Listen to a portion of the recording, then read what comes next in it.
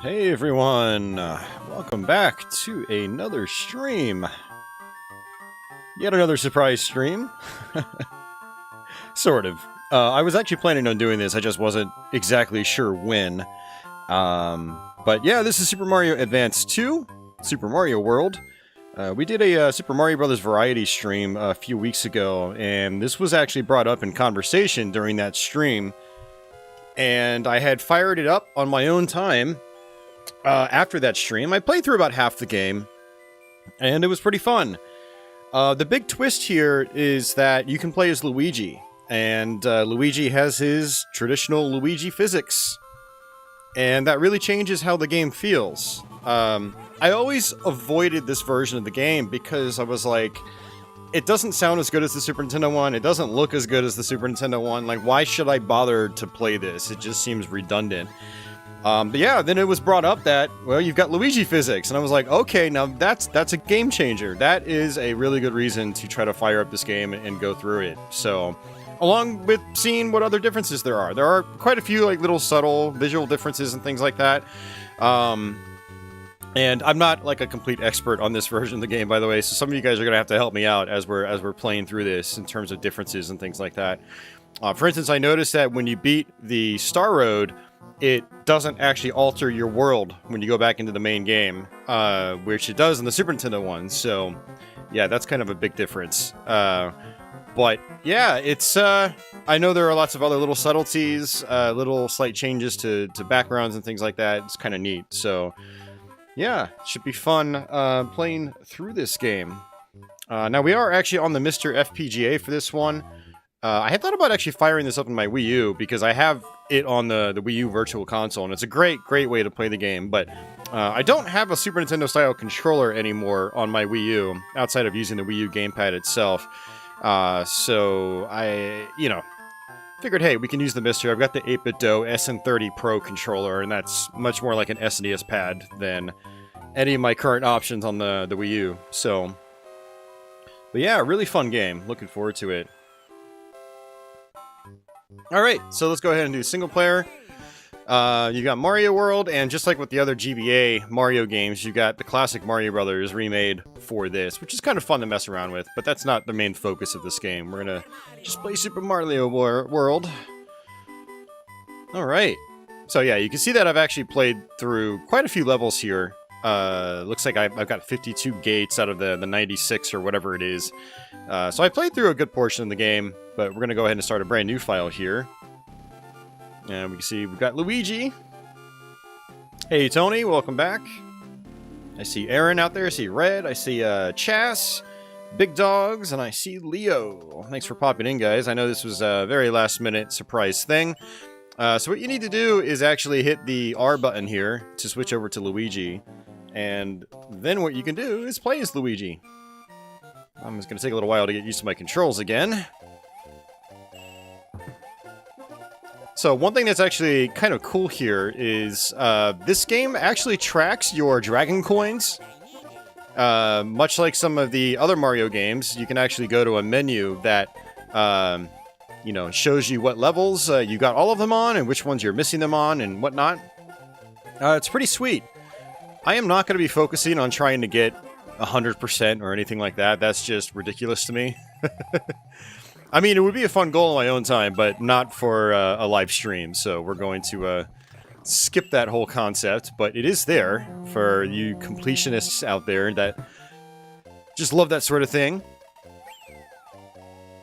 But basically what we're doing for anyone that, for some reason, has not played Mario World, we're trying to get to the yellow Switch Palace. Oops.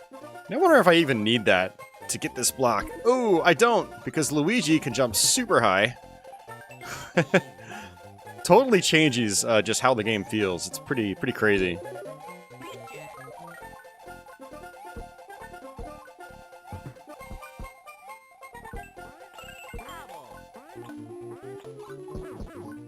Yeah, even his Fire Flower fireballs go much higher. Lots of different touches here. It's really cool.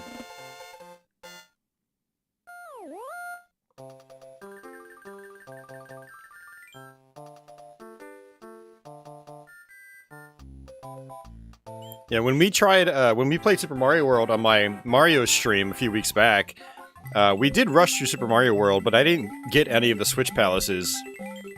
And in doing so, it made the later parts of the game much more difficult.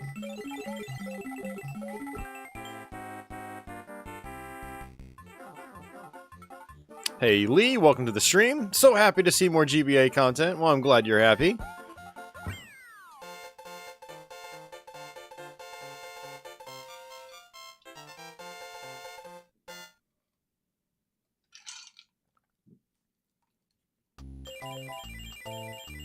Alright, got the first Switch Palace. And we shall save and continue.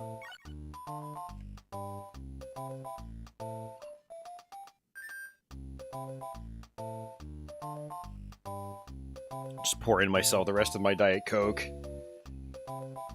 I went to go get food before this, and then I went to Best Buy. Picked up a couple of games, and then while I was there, I grabbed another Diet Coke. Try to have some caffeine for the stream. Hey, 8-Bit, welcome back. Super Luigi World.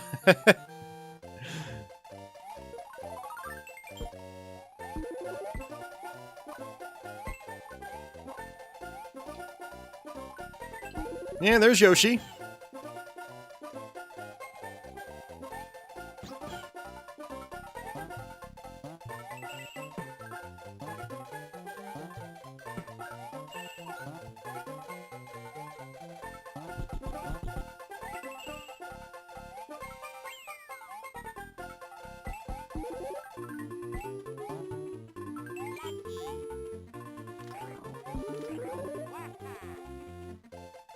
Yeah, they also added in the voice samples. That is another difference right there, too, is when you suck up enemies with Yoshi's tongue, you actually spit them back out. Like, these guys normally you would just eat and swallow them, but now you can actually spit them back out, and they roll across the ground. So, kind of interesting. Oops! Get back here, Yoshi. There we go.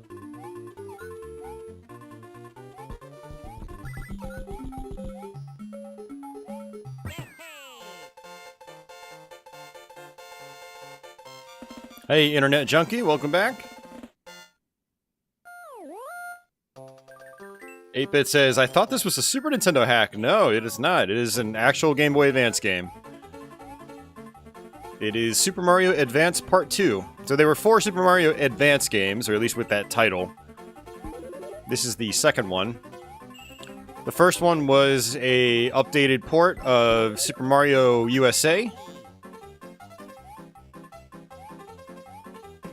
The third one was Yoshi's Island. And then the fourth one was Super Mario Bros. 3. I'd say Mario 3 has probably the least amount of changes. Well, actually, I don't know, because I've never actually played the GBA version of Yoshi's Island. So, I don't want to actually speak to that one. But of the other 3, Mario 3 is pretty close to the All-Stars version, if I remember correctly. Now, the big enhancement to Mario 3, actually, is the fact that there are all sorts of e-reader levels, and if you have the Wii U version, I think just about all of them are unlocked in it. So that's a great way to play that game. But Mario World does have the Luigi physics, which is really awesome.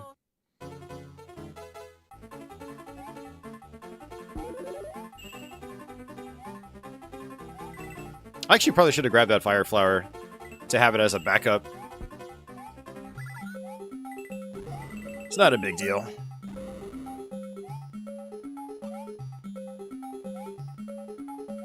Yeah, one of the other nice benefits of this one, though, is I don't think there's any slowdown.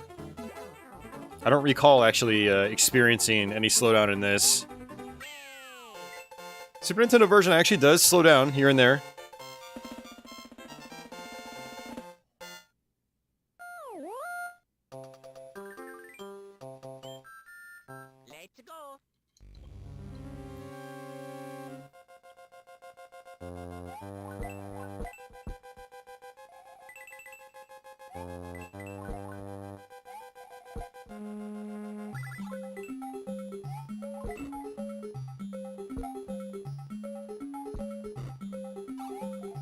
We're just gonna skip the dragon coins.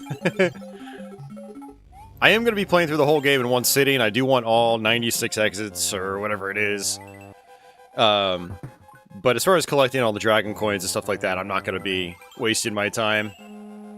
If they're there, but I'm not gonna go out of my way to get them. So I do want to show off, you know, all the levels in the game. Since I know a lot of you guys probably haven't actually seen this game in action very much. I bet a lot of you are also like me, where you saw this back in the day and you're like, I don't really need it. You know, I can play Mario World on the Super Nintendo. That's always how I was. I got out of portable gaming, probably in like 2001, 2002. I just completely stopped playing handhelds.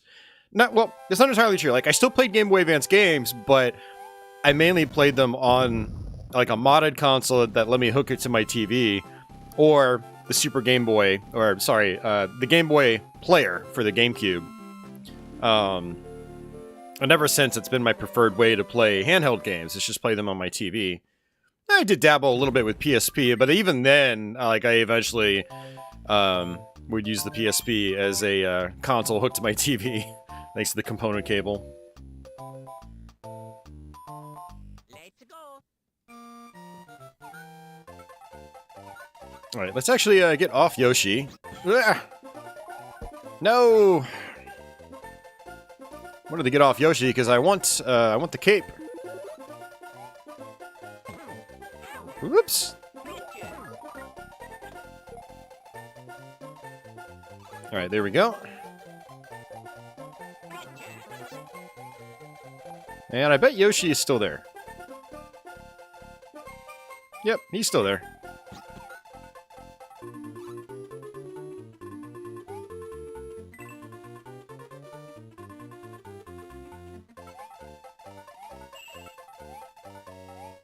Yeah, so the cape is basically like this game's equivalent of the raccoon suit from Mario 3. Except it's even more useful. Some would argue it's a little too useful. But this is an example right here of a difference from the Super Nintendo one. Like, you suck up those plants, and you spit them back out in this one. You can use them as weapons. Very interesting. Okay, don't think I did that right. Let's get rid of these guys first. Whoa there.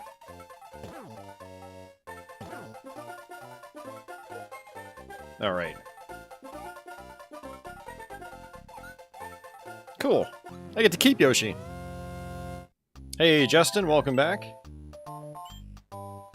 Justin said he used to have the Game Boy player on GameCube as well. That's how he played handheld stuff. He also had a GBA SP. Nice. Hey, Rob, welcome back. Alright, so what I'm going to do is go back to this level, because it has 2 exits. So we're going to do the same thing all over again, except actually go to the regular exit this time.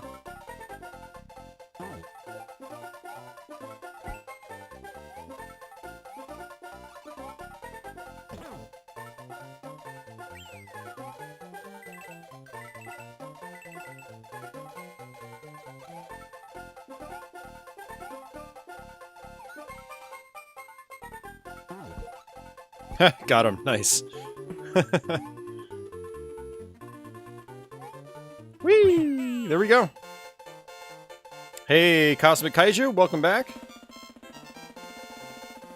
You 100%ed this on all files on the GBA back in the day. Jeez, that's a lot of game time. That's a lot of work.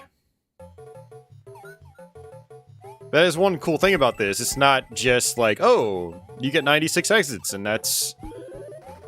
you know, that's kind of all there is tracking, like, your stats. This has a lot more. Like, it tracks your Dragon Coins. I think it also tracks whether you've beaten each level with Mario or Luigi. So, you know, you're... I don't really want to say incentivized to get to the end of the game with both characters, but if you're, again, a completionist, you know, that could be a driving factor for you.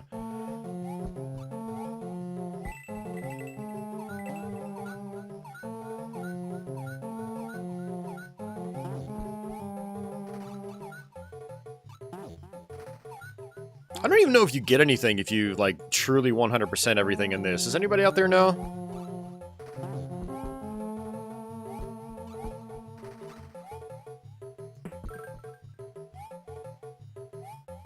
Nope, sorry, Yoshi.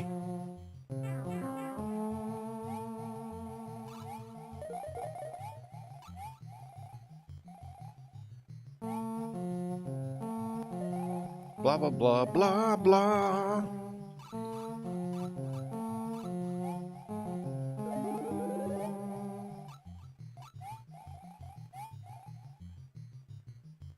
Alright, secret exit.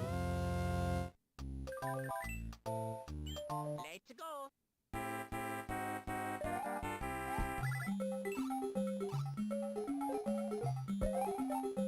Oops.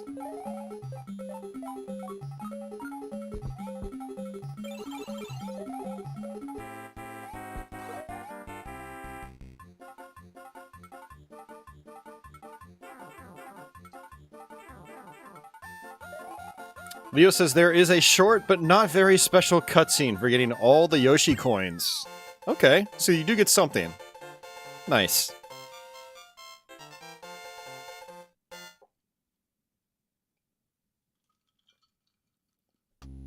I really wish these companies would have put more of a reward in their games for going, you know, the extra mile to get all that stuff.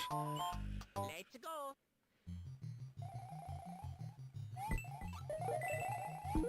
And Nintendo, in particular, seems to be kind of notorious for doing that. I want to say, like, if you get everything in...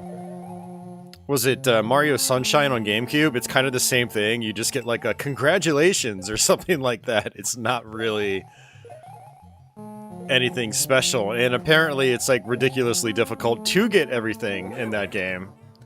So it's just so weird. It almost seems like a screw you from Nintendo. It's like, hey, you got everything. Here's the middle finger. We're Nintendo. You're gonna buy our games anyway. Who cares? Hey, Aberdeen, welcome back, and hey, Michael.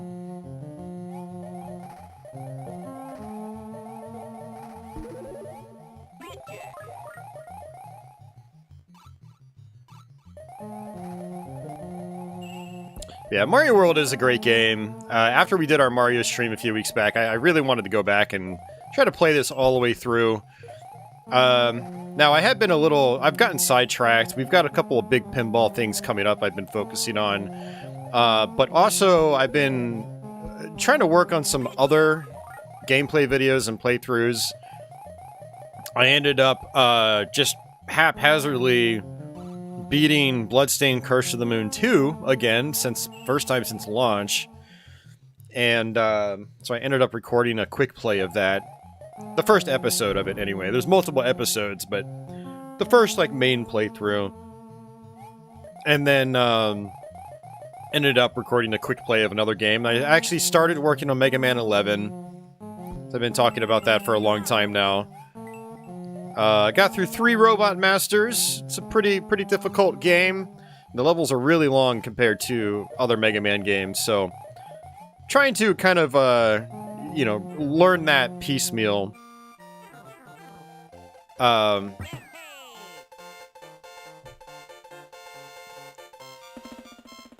So, yeah.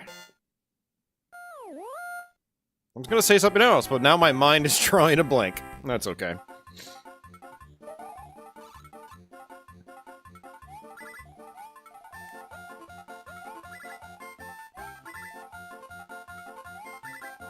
Yeah, I did want to actually do like a full playthrough of this on my own before streaming it here on YouTube. And, but I ended up just bombing out halfway through. There's some other stuff I wanted to play too. Like, I actually, a month and a half ago, I started trying to learn Super Mario 64 since I've never beaten the game. Leo was there kind of helping me through the beginning parts of the game. And I still haven't gone back to that. I even busted out my N64, brought it out to the HD TV in my living room, because I have it HDMI modded, and I played it for like a night out there on my own time, and I never went back to it. It's too many games, too little time. So definitely, oh, they despawned. That sucks. Definitely a little scatterbrained with this stuff, that's for sure, but trying to work through stuff bit by bit. Hey, Uber Disco. I'm not surprised you can't remember that game at all, Uber. That game's forgettable. It's one of the most forgettable Mega Man games there is. I say that with love. I do like Mega Man X3, it's just every time I play it, I have to relearn it from the ground up, because I don't remember a damn thing about it. Hey, Pack, welcome back.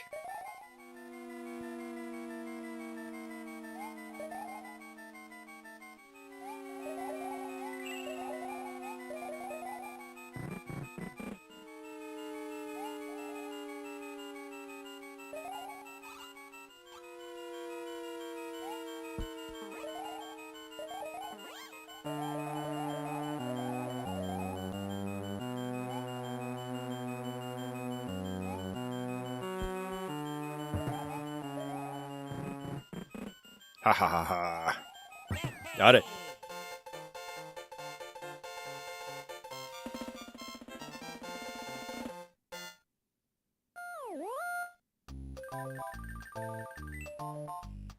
Hey, Carl. Yep, Mario stream. Blah, blah, blah, blah, blah, blah, blah, blah, blah, blah, blah. Hey, Pure, welcome back.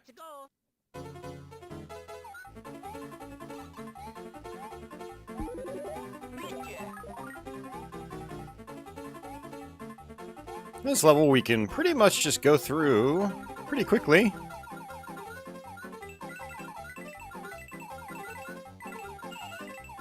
Yeah, if Yoshi grabs a blue shell, he can fly.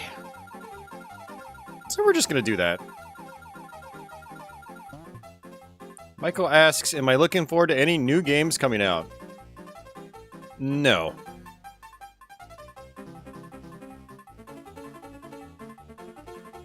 Am I ever gonna fall back down? Wow, I was really high. And look at that. Apparently that's an exit we can actually go over top, which is interesting. That's not entirely sure. I actually am looking forward to, what is it, Tears of the Kingdom, the second Breath of the Wild game. I can see myself getting that when it comes out. Other than that, not really. Not really looking forward to anything.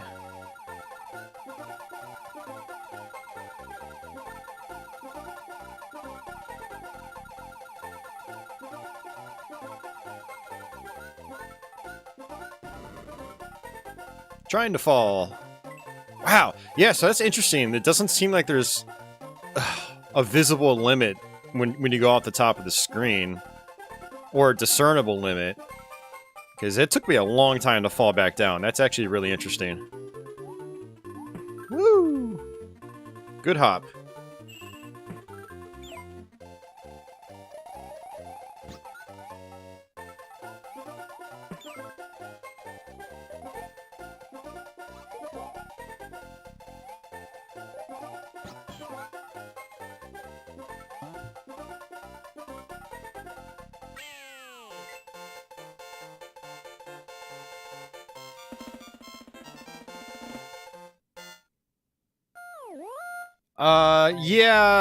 Yeah, like Crestline mentioned, Rise of the Triad Remastered. Let's go. Yeah, I think that's a Night Dive release. I think? Is Night Dive doing that?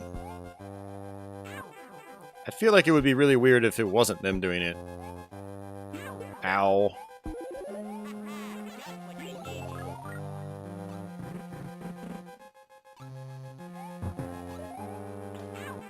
Oh, that was weird.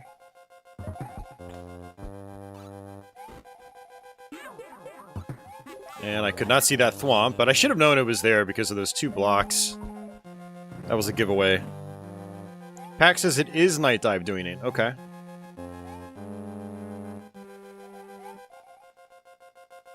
Yeah, I'm not...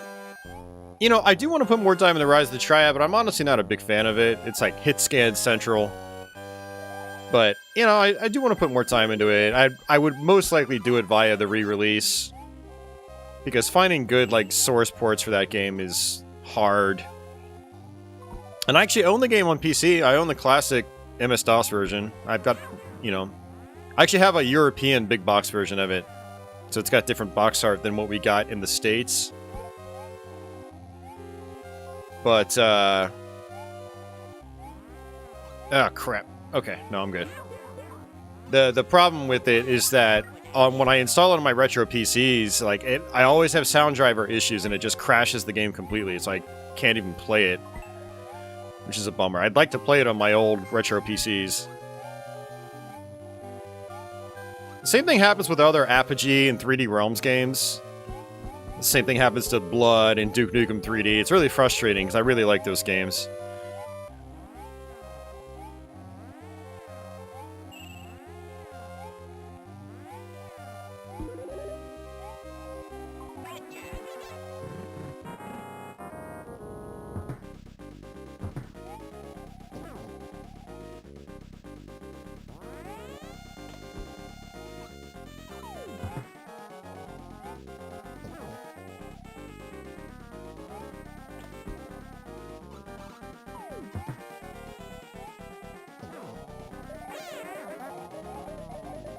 Hey, Studio Alpha, welcome.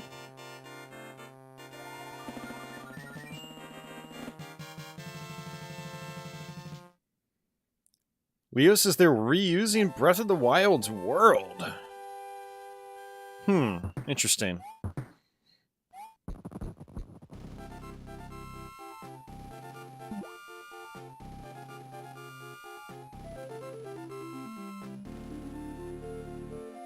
Oh, no, Pack, I know about all the modern source ports. I'm talking about playing the games on my old retro PCs.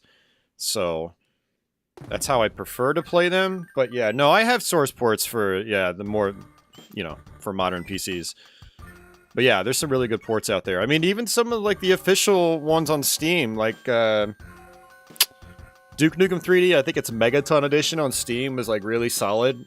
I think it was delisted a long time ago, but I got it a long time ago, so you know I can play that. I've got Blood GDX, and of course I did buy Blood Fresh Supply as well.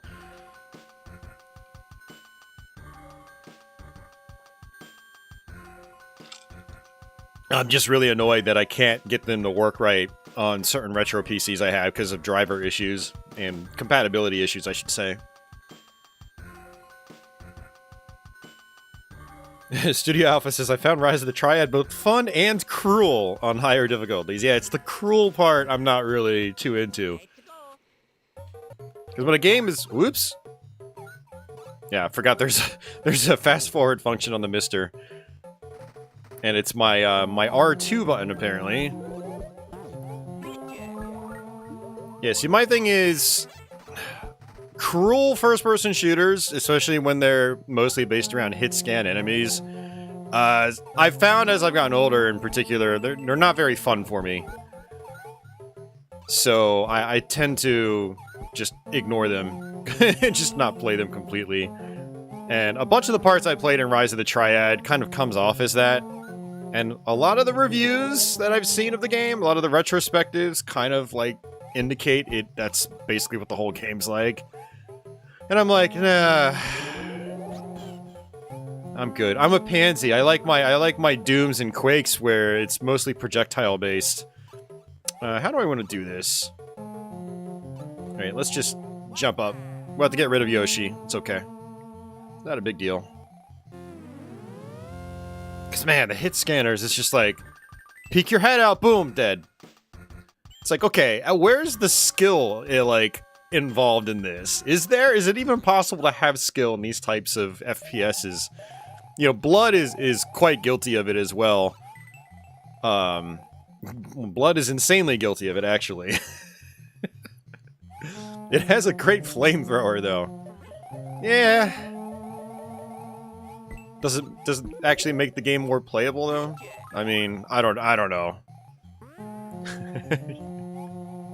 You can tell I'm not too entirely thrilled about even the idea of trying to go through Rise of the Triad. Ugh. I mean, again, I'm not gonna lie, I do want to try to do it one day, but... not high on my priority list.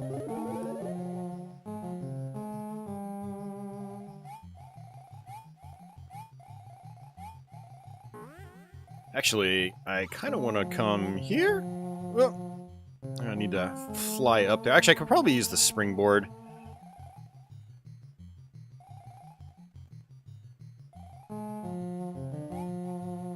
Or just do that.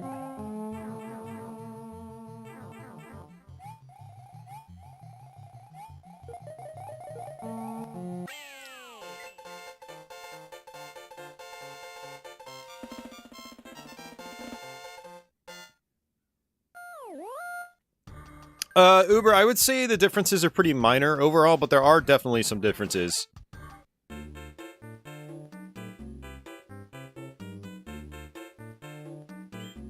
Alright, Star World. Guess we can go ahead and just play through these, since we're here. Whoops.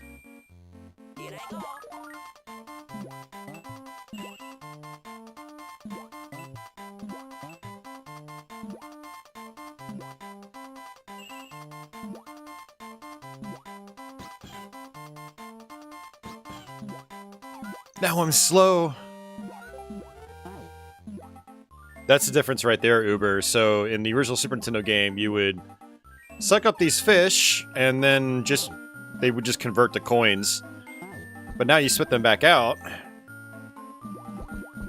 And there's several enemies like that in this game that you would normally just convert to coins in the SNES game, but now you can use them as projectiles, which is interesting.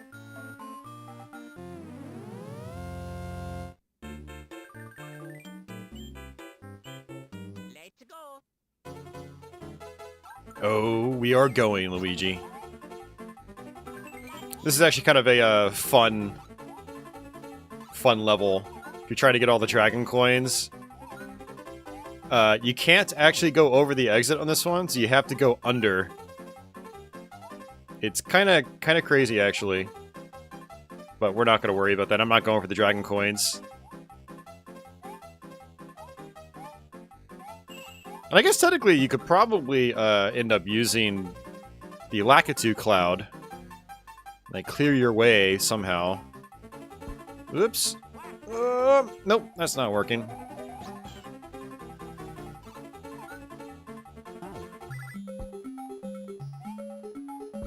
Nope. And I messed it up again.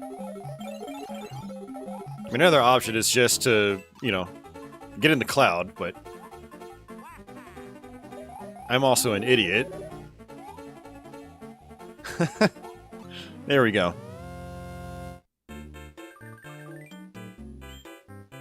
Let's go.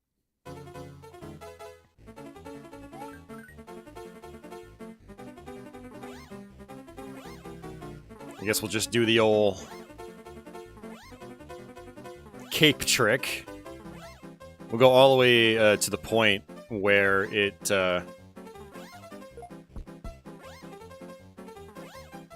won't let us go anymore.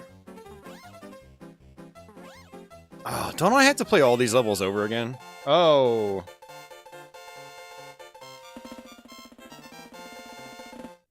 I actually did that wrong. Let's go. Yeah, we have to actually do all these levels again, too. Because I have to get the regular exits.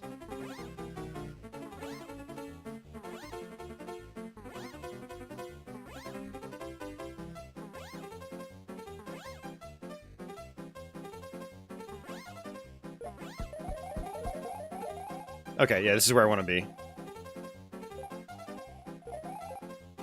Whee!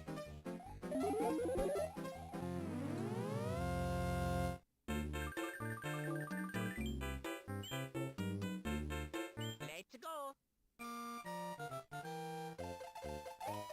Whoa there! I hit the R2 key again by accident. It's one thing I don't like about the 8-bit Do SN30 Pro controller is the shoulder keys are way too close to each other. Oh, this is actually... I'm not going to be able to do this. I don't have all the block palaces yet. Switch palaces. It's fine. There is a way to still do this. Whee! Hope I land on something good. Okay.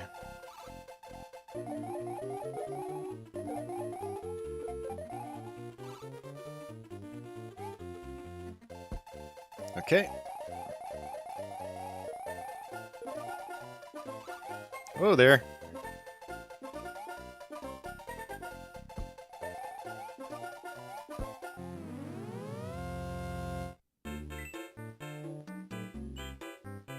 Alright, let's go do these other ones.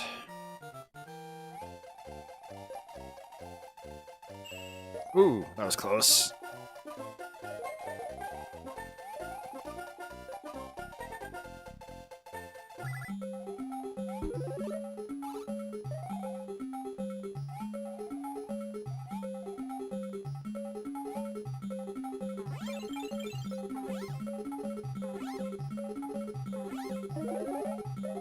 Oh, no, no, no, no, no, no. Okay, I'm fine.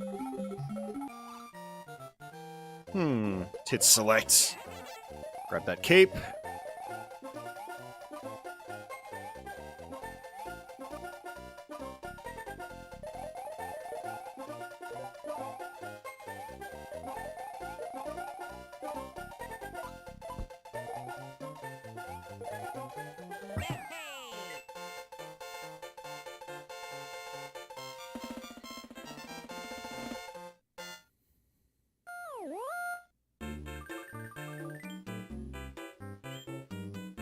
Let's go.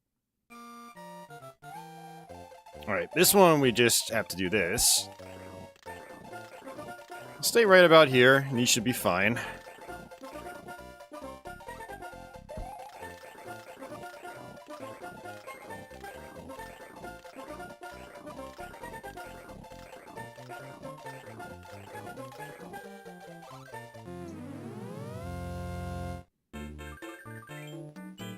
Alright, now we have to go back and do some of these again just to get the alternate exit.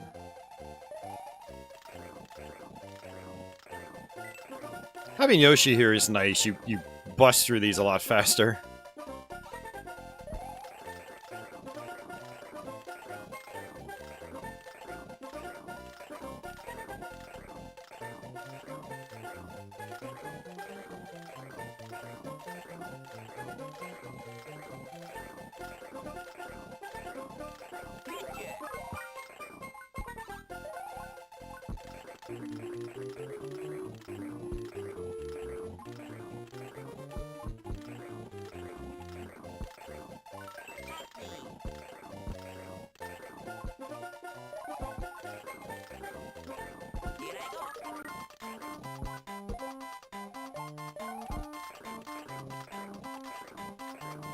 So many blocks.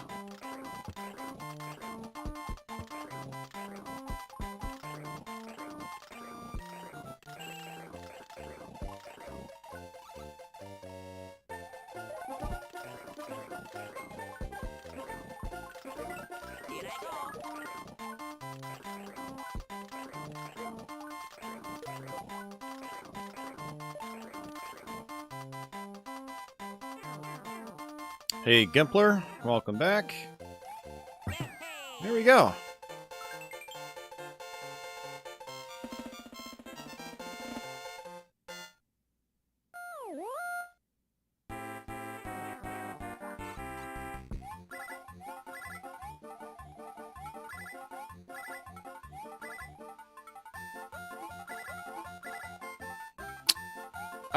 I would open up your USB controller. If a button is sticking like that, there's a good chance either the plastic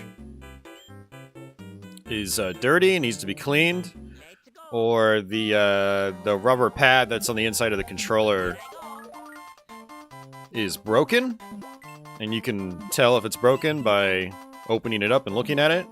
It'll be like ripped slightly. Or it's also possible it just needs to be cleaned, which is super easy. Only takes a couple minutes to crack it open and look at it.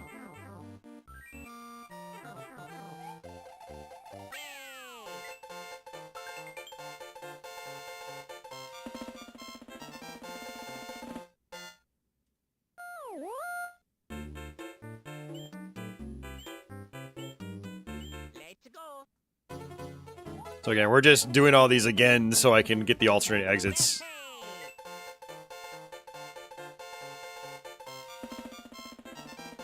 Since these are red dots on the map, red dots indicate there are two exits.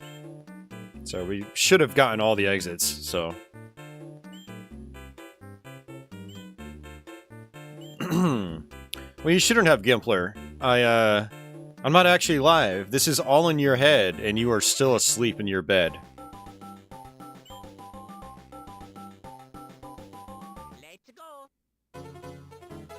The rubber is just stuck. We'll get it unstuck.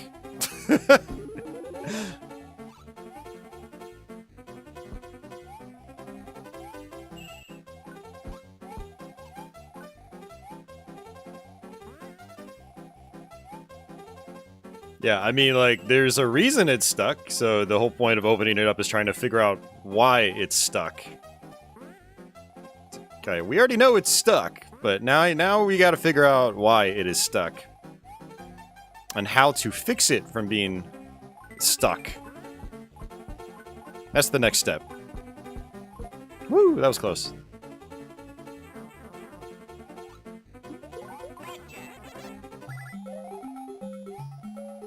I don't think I'm supposed to go there.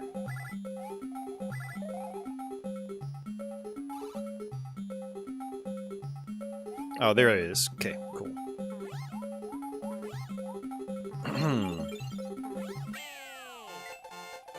Hey, Natalie, welcome.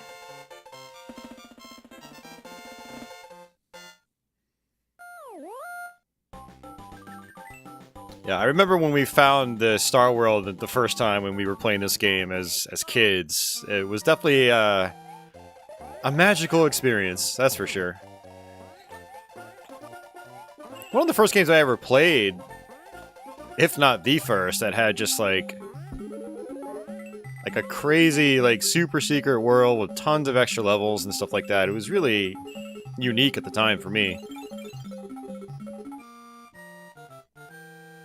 Alright, so this is one of the tougher levels in the Star World. Or Star Road.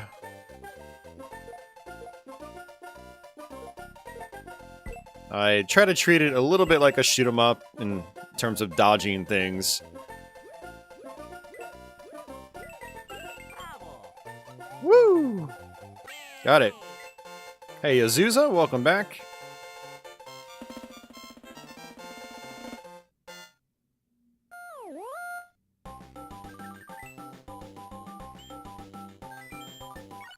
Let's go. Oh, this is going to be real fun without a cape. We might actually have to go back just to get ourselves a cape. I don't know, we'll see.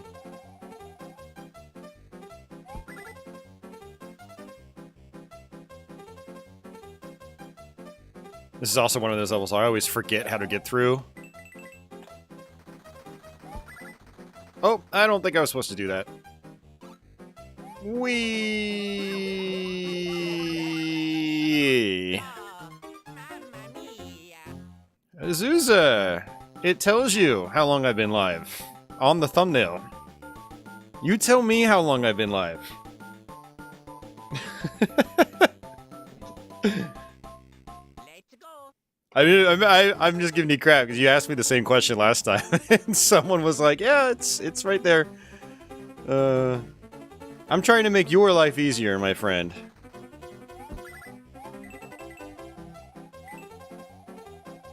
Unless there's some inconsistency on YouTube's apps, which would not surprise me in the slightest. You may have to replace the rubber domes then. Yeah, I mean, that's a really cheap fix. It's a pretty easy fix. But I mean, it also depends on the kind of controller it is. There might not be replacements available. You know, if it's like a generic USB controller, then, you know, he might not have the option.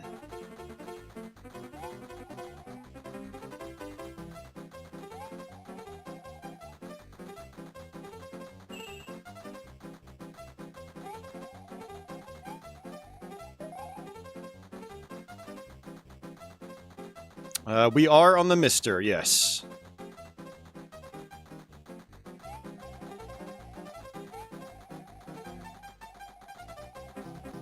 Nice. There we go.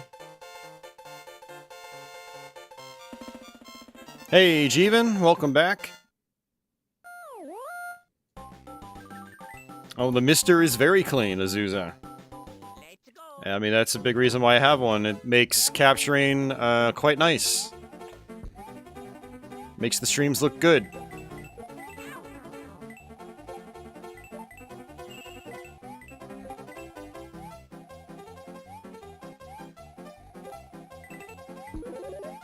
what I needed.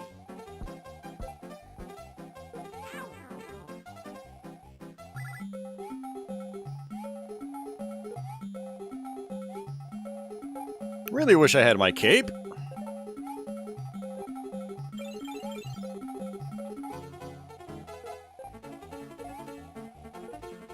Woo, that was close.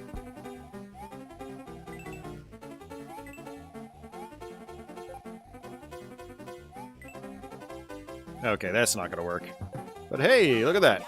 That will.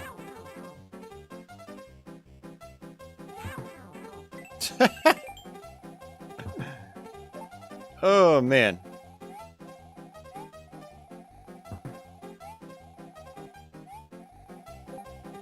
Yes, it's probably one of the harder levels in the game if you're just small Mario or small Luigi.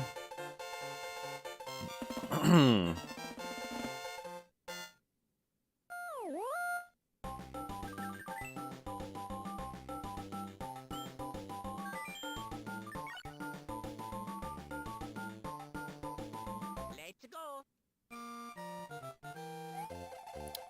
Pack, if you're open to suggestions, I would recommend one of the 8-bit Do controllers. If you're like focused on playing retro stuff, I would highly recommend the SN30 Pro.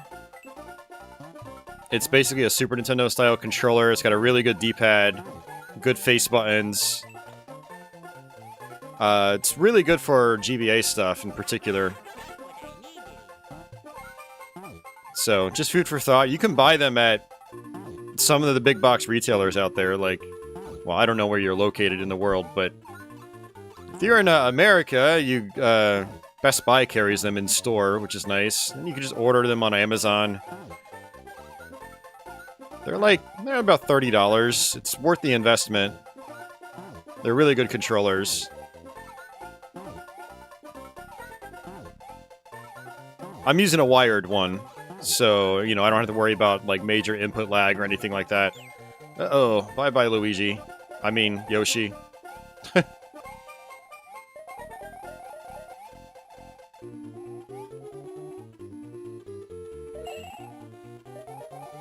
And we have quite a few people in here that are fans of their products. Been using them for a long time now.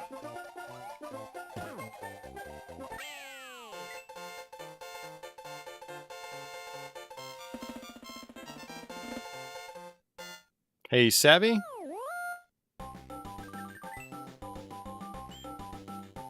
Leo says $45 these days on Amazon? It shouldn't be, Leo. Let me look it up.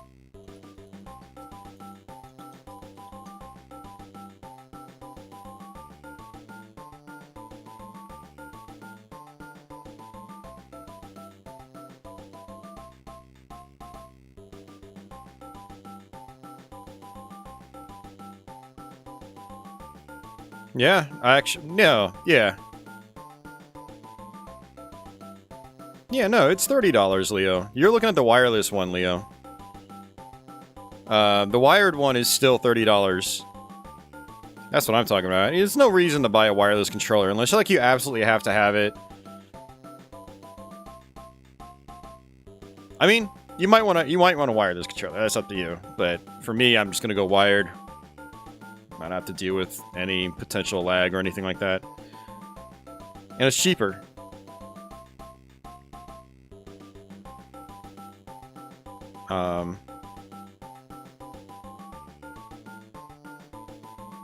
Retro flag controller. I've never heard of the retro flag. Let me look at that.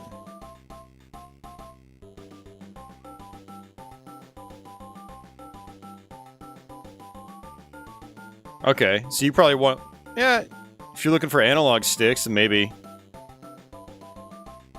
That looks weird. That looks like the only ones I see are for, like, the Switch. Oh, I see like a wired Genesis-style controller. I see a wired Super Nintendo-style controller. Yeah, but I don't know the quality of their parts, though. For $17, I would be a little wary about the quality.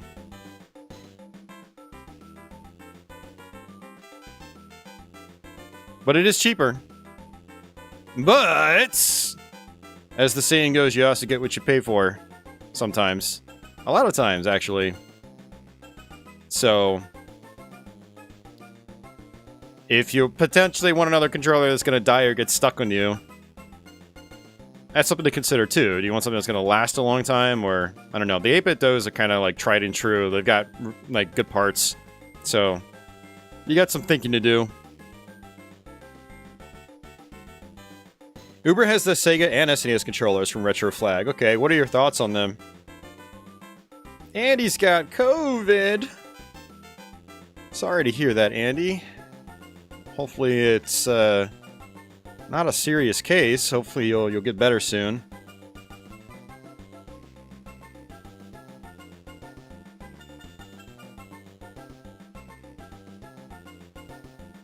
Leo forgot there is a wired SN30, yeah.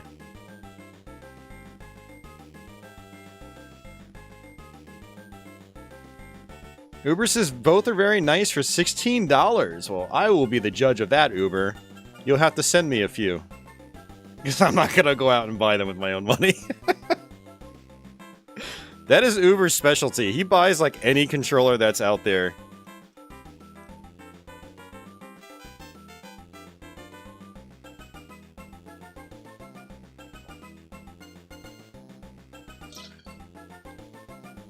I would actually be interested to see what their quality's like.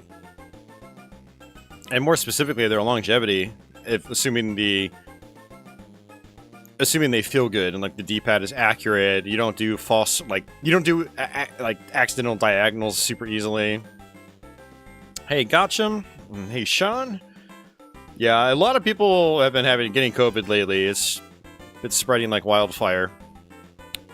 Thankfully, just about everybody I know that's gotten it, it's been pretty mild. Let's go. So hopefully that's the case for Andy.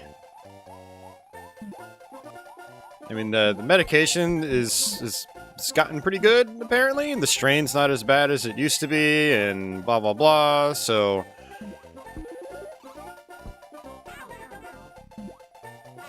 For those of you guys that get it, hopefully it's, you know, it's not too serious.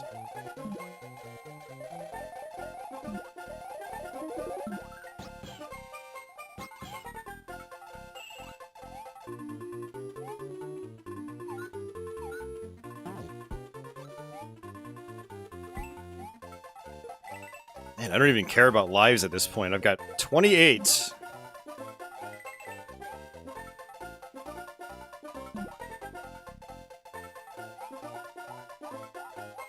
Yeah, one of the things about the Star World is that you could just kind of skip right through the levels if you want.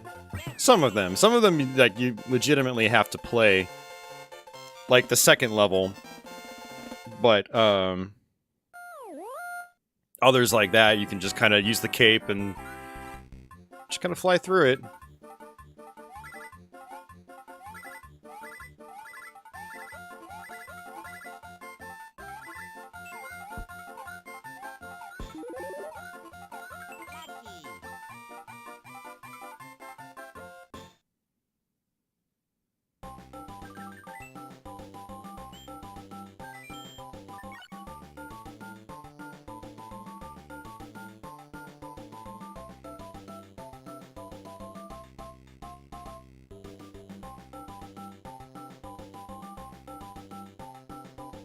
Pax's, what's weird is this USB NES controller he's been using for months just randomly stopped working. He suspects it has something to do with him shutting off his firewall to play online with friends.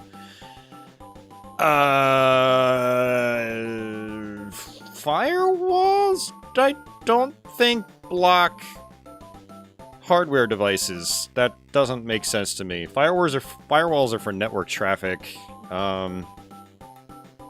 I mean, unless there's some kind of, I don't know. Does user account control affect hardware devices? I don't think it does. That sounds really, really weird. I mean, if you wanted to test that, turn your firewall back on. Or off, or I don't know if you turned it off, or if you turned it on, or... But, I mean, if that's the theory, then you definitely need to test that. I don't see why affecting your firewall would keep you from using a USB controller, though. So it just randomly stopped working? Like, I mean, is it not working at all? What sort of troubleshooting have you done?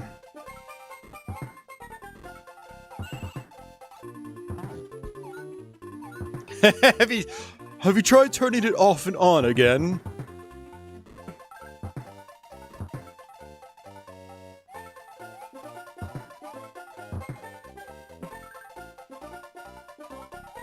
I mean, it could also just very well be the controller took a crap on you, because, you know, if you're buying $15 controllers, again, like I said, you get what you pay for. I've had so many cheap-ass controllers just die on me out of nowhere. Everything looks perfectly fine. And we're talking both USB controllers as well as, you know, cheap third-party controllers for my actual retro consoles. And one of the ones that pissed me off so much was the, we're talking probably about 10 years ago now. There were these really awesome USB Saturn controllers. Saturn Model 2 style controllers. I went through like 3 of those things in just a short couple of months. They were just absolutely poor build quality, I guess. They felt really good. They felt just like a regular modeled Sega Saturn controller, except for the shoulder keys. But yeah, but they were cheap. They were like, they weren't even $10 a piece. They were like $8 a piece. And, you know, me, being the dummy I am, I kept buying more. Because I liked them a lot. Especially at the time, like, there weren't a lot of great USB controllers. This is like well before 8-bit DOE appeared in the market.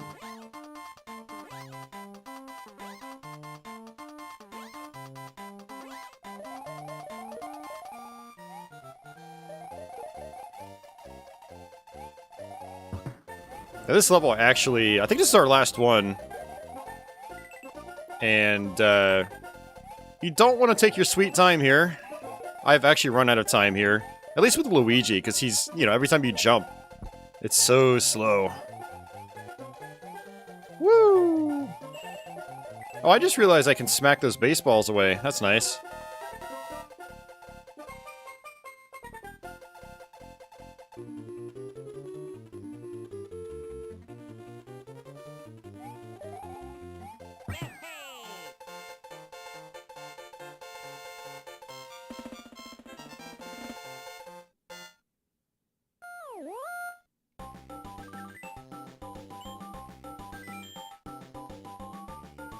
Uber says he had COVID for Christmas. It was like a super light cold for him. Well, that's good. I'm glad glad it was pretty tame for you, Uber. Zuza says, I wonder if there's a sound hack for this to make it more like the SNES version. I would assume no. I mean, the GBA sound hardware is completely different from the Super Nintendo. So, yeah, I don't think you're gonna ever get rid of that GBA-like sound. Hey, Jose? Yeah, Super Mario World with Luigi. It is neat. It's really cool. Like I mentioned earlier in the stream, I never really felt a need to play this version of the game until it was brought to my attention that you can play as Luigi. So, yeah.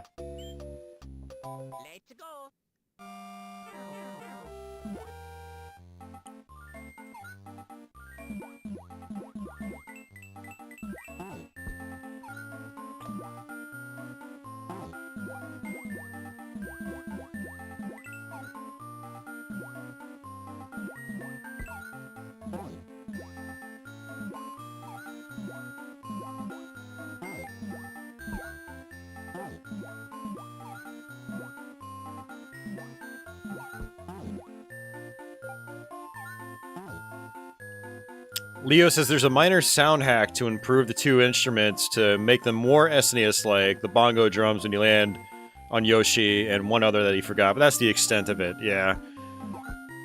You're never gonna get it sounding as crisp and clean as the SNES version regardless.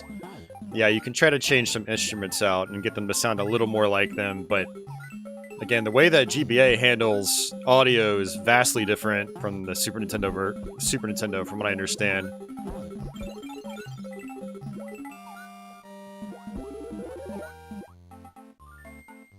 Alright, we're gonna have to do this again. Jose, he does have different physics, yes. That's why this is cool.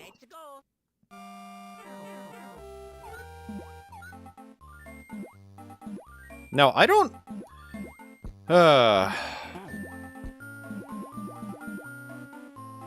What is the, What is it they do with Super Nintendo games, guys? Via, like, the MiSTer and FPGA hardware and, they basically, like, kind of replicate the SNES CD functionality. So you can have CD quality audio playing with your games. I don't know why, like, I'm blanking out on that. I used to know it all day long. But I don't think anything like that has been done with Game Boy Advance games. MSU1, yes, that's it. Thanks, Uber. And if it was possible to do something like that, then yeah, I could see someone making a hack for this game and say just doing an MSU1 style hack that just, you know, takes rips of the actual SNES music. But aside from that, you'll never get the audio anywhere as close to the SNES game. Oh, that's right. It just shortcuts us straight through. Forgot about that. Let's go.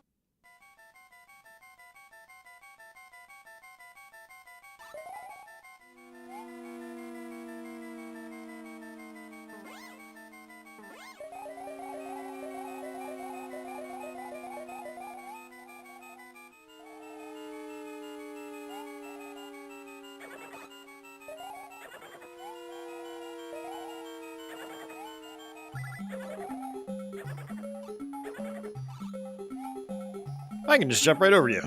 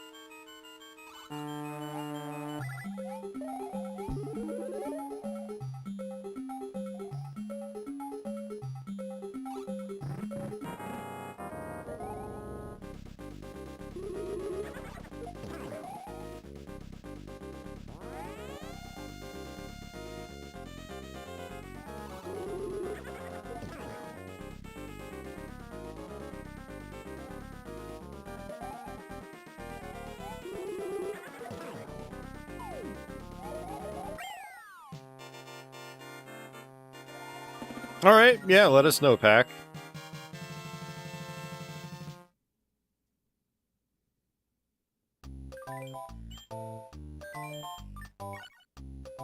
Alright, so we've opened that up. Let's go. Let's do this level again.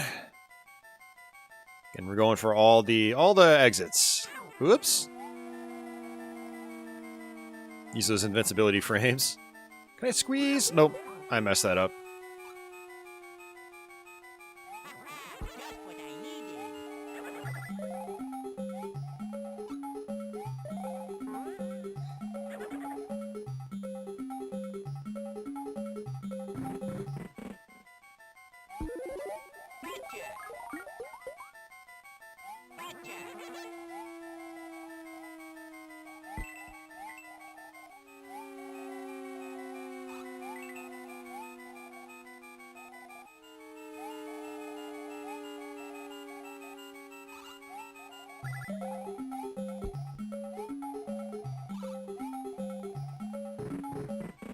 Alright. Hey.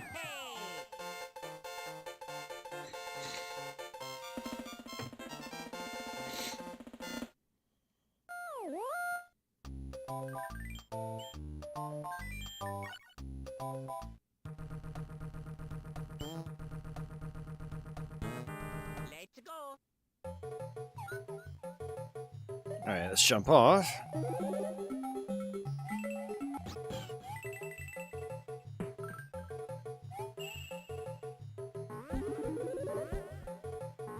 So now this level shouldn't really have any gimmicks. I can just go straight to the end. There's only one exit.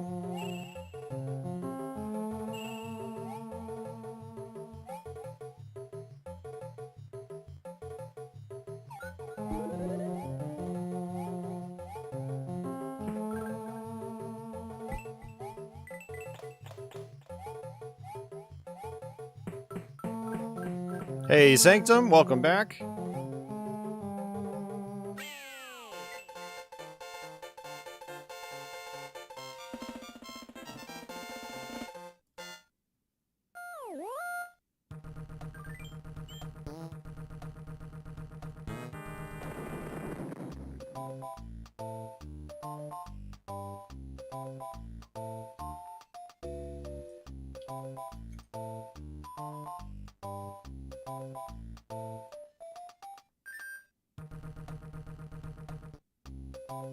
All right.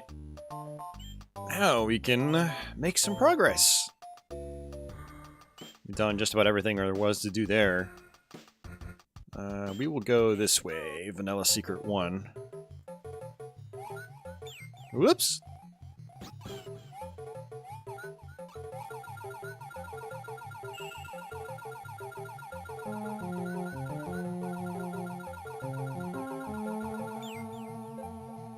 See ya, Yoshi! Sorry. Can't get that.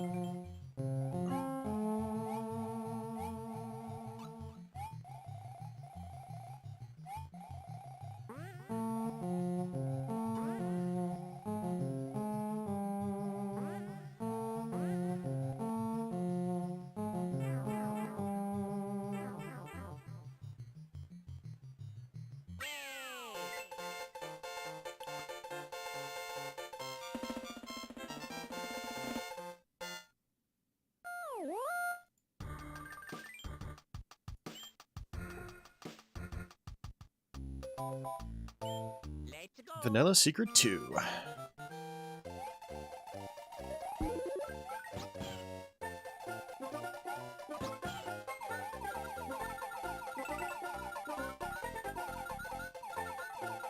Alright, let's see how high we can go.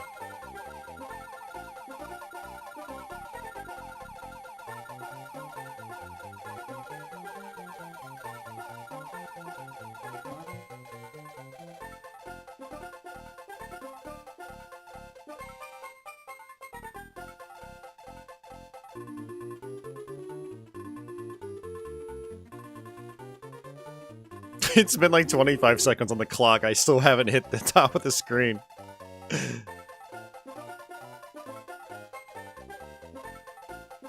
Oh, that was like 30 seconds on the in-game clock. That's how high up I was. I was just floating down slowly. It's crazy that they just let you to continue going up and up and up. I'm pretty sure in the SNES version, like, you're not allowed to go that high. Let's go.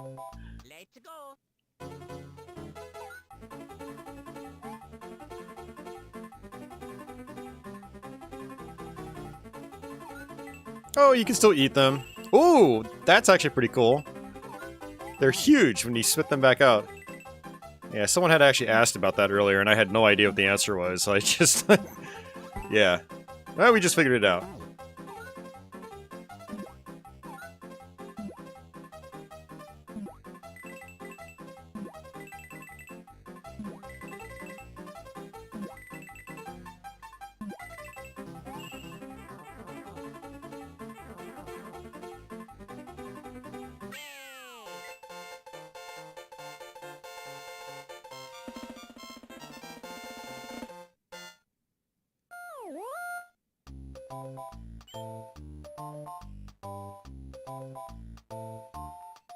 Neo says that's another change on the advanced version. If you're caped, you'll typically get a blue Yoshi to spawn. On SNES, you had to go to the Star Road and the water level to get a blue Yoshi. Yeah, that makes sense. Let's go. Yeah, because I don't ever recall having blue Yoshi anywhere near as often as I have now, so that's interesting. Let's actually switch up here. Actually, that might be a bad idea. Since the Fire Flower doesn't do me a whole lot of good right now.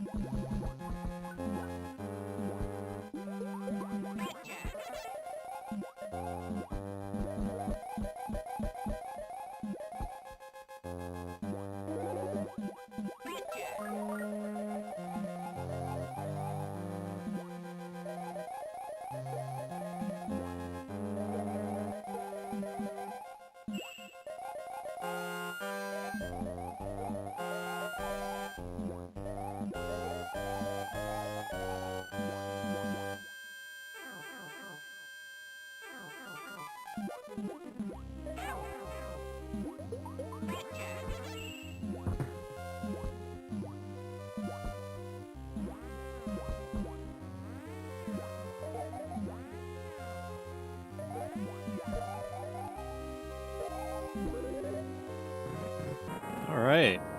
Reznor.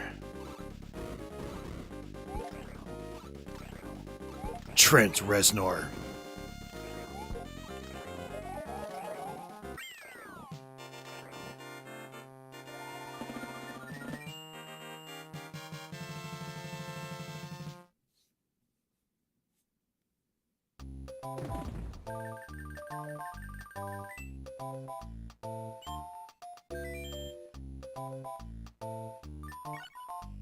Yeah, that's why it sounded really weird when you mentioned it was a firewall issue, Pack. Because, yeah, I don't think firewalls mess with hardware, generally speaking.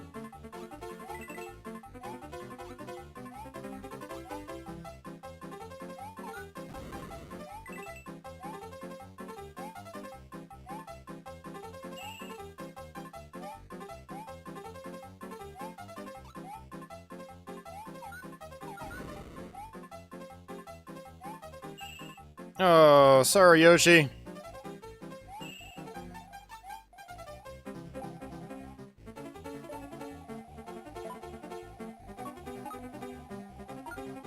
Yeah, see, what is strange is why Windows... is the fact that Windows no longer recognizes it as, like, whatever it recognized it as before.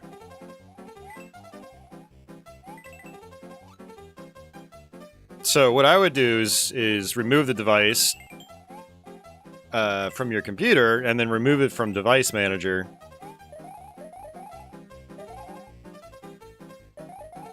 Plug it back in, and then see what happens. Also, depending on what manufacturer it is, you can go to their website, see if they have custom drivers or something. It's probably unlikely. A lot of these USB controllers just use generic standards that Windows recognizes, and so you just, plug it in, it knows what it is, and then it just, lets you use it. But it sounds like there's some kind of conflict with yours.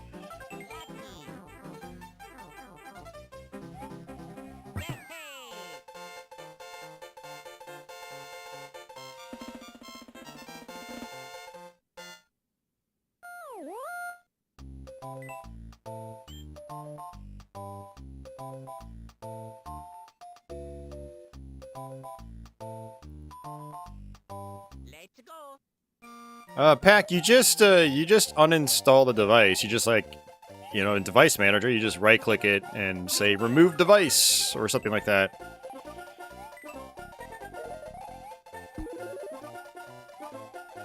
Also, out of curiosity, what is this brand of controller, by the way? I'm kind of curious what it is. Whoops.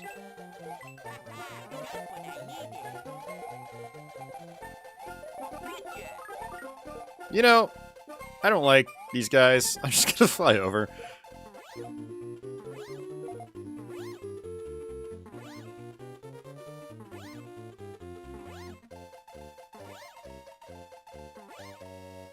Yeah, I would also, once you know the make and model of the controller, go and Google it and see if anyone else has had the same issue.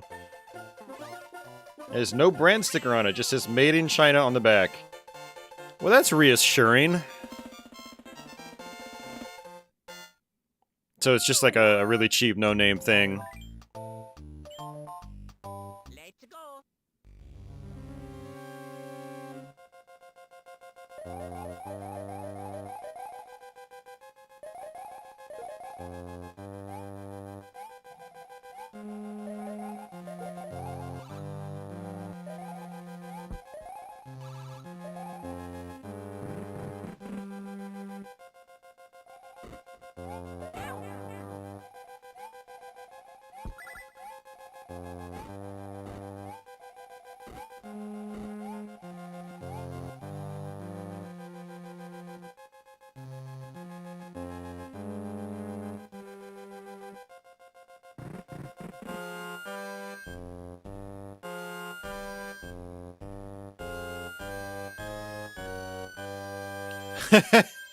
Yeah, I mean, that's the wishful thinking. You think, oh, well, I got one cheap controller, it still works great. So let me just, buy cheap. I used to do the exact same thing, and then I got burned, like, one too many times. And that's not to say, like, more expensive controllers don't die, because, I mean, all electronics are prone to failure. Doesn't matter what it is. But when you get into like higher build quality, higher, you know, higher cost components and stuff like that, generally the reliability is a little bit higher, and you see less failures, you know, amongst those devices. Whereas you see a lot more common failures with like the really cheap devices.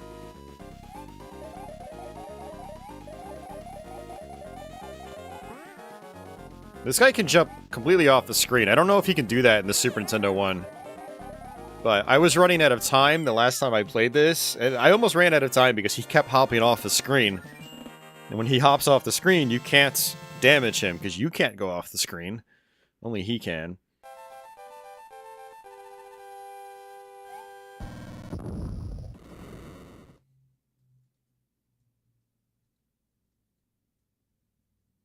Oh, another option for controllers, by the way, if you're doing emulation on PC, is get the original console controllers. Like, get an actual NES controller, and then buy an adapter that converts it to USB. Then you've got the best of both worlds. You got USB functionality. Like Retro USB themselves, I think they sell NES USB adapter. Basically no input lag with it, which is nice. You just be careful with some adapters. Like, I think Hyperkin sells some, and... Well, granted, I only tried it on my Mister, but there was noticeable delay, so I don't bother with it. But I haven't tried it on PC, so it could very well be better. Oh yeah, the RAFnet adapters are great. RAFnet adapters can be a little expensive, though, if I remember correctly, but they are high quality. I have their SNES to GameCube adapter, which I used to use with my Game Boy player.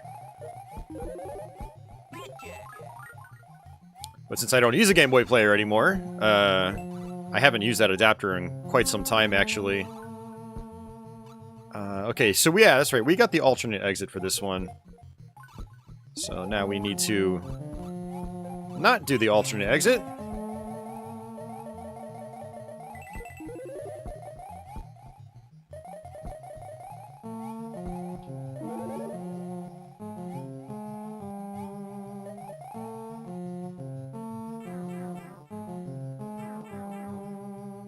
Does Luigi run slower? I mean, he feels like he's slower.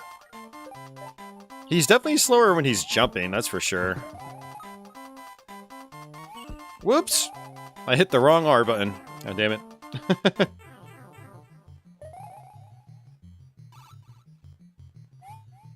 Yeah, 8-bit. I mean, that's exactly what I said. Yeah. Like I said, I grabbed one of the Hyperkin ones. Actually, you know, I don't even think it was Hyperkin. I'm not trying to give Hyperkin a bad name. It's just so easy sometimes. I think it might have been like a Tomy adapter, actually. I don't even think it was Hyperkin. I think it was Tomy, or Tommy, however you want to pronounce her name. And I only tried using it on the Mister, but I was not impressed.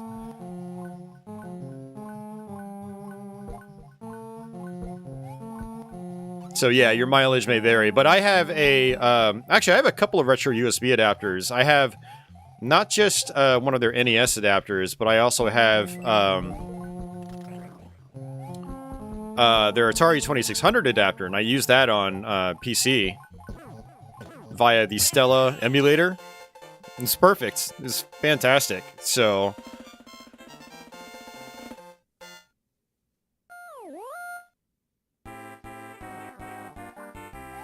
Well, I don't think you're understanding what I'm saying, Pac, is just buy an NES controller, and then an adapter, and then you've got a USB solution. You're getting high-quality original parts, and you're getting USB. Doesn't matter if you have the original console, just go buy an NES controller. There's millions of them out there. And they're not expensive. So... G-Ven says, retro USB for the adapter. Yeah.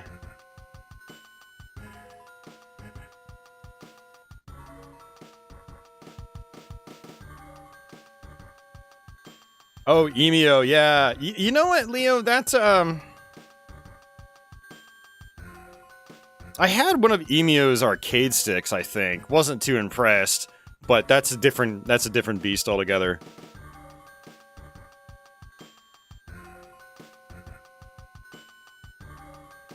Uber says, I want to like Hyperkin stuff. Me too. I want to like Hyperkin stuff, but they've...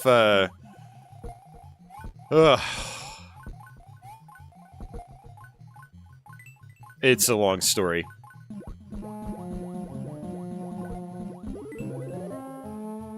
Alright, so 2 exits on this one.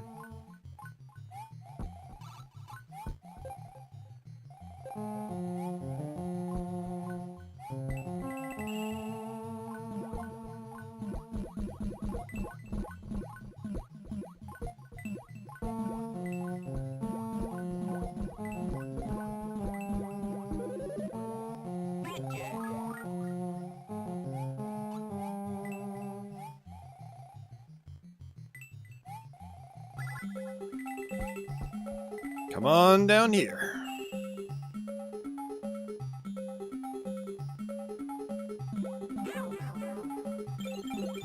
Nice.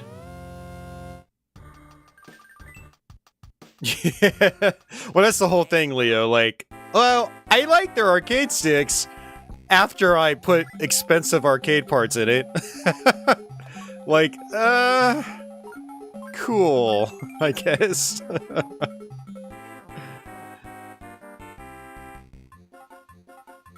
But yeah, so like for me, I wouldn't be like, yeah, I like their products. I'd be like, no, I mean, I'm glad they gave me a shell to work with, but I mean, I wouldn't actually use their stick normally out of the box. It is nice having that option though, is having something that is easily and readily available, because like if you want to make a custom arcade stick for one of your old school systems, like a lot of times your only option is to like build it in your own box, and that is that's kind of above my skill level, if you know what I mean. So having a product that is relatively affordable, like 20 or 30 bucks, and it fits all, like, you know, your regular arcade style parts perfectly, and you just buy the high quality arcade stuff and just pop it in that shell. That's neat. It's nice having that option, you know? I did the same thing with the what was it? The one I sent you, Leo, was that a Retrobit stick I sent you? I think it was. Yeah, it was, because I actually tweeted about that when I swapped the parts out, and Retrobit actually ended up liking my tweet. It's always funny when, like, a company actually kind of, like, sees the stuff you're doing, or acknowledges it. It's kind of neat.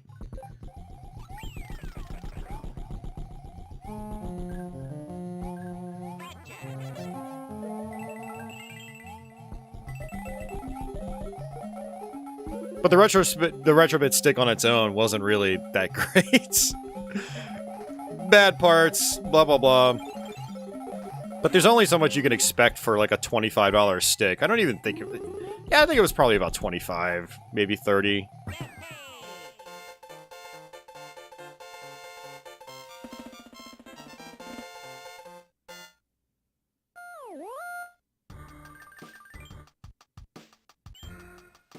Hey, Uber, which Hyperkin NES controller are you talking about? It's not the same one I have, is it? What is yours called?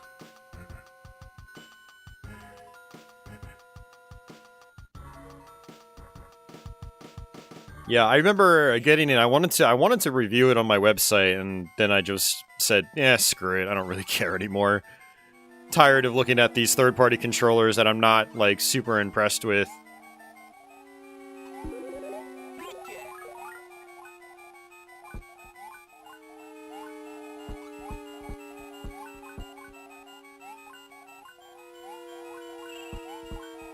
And one of the things about the Hyperkin NES controller, if I remember correctly, was like it was super thick. It was like, I think it was way thicker than an actual Nintendo branded controller. Aww.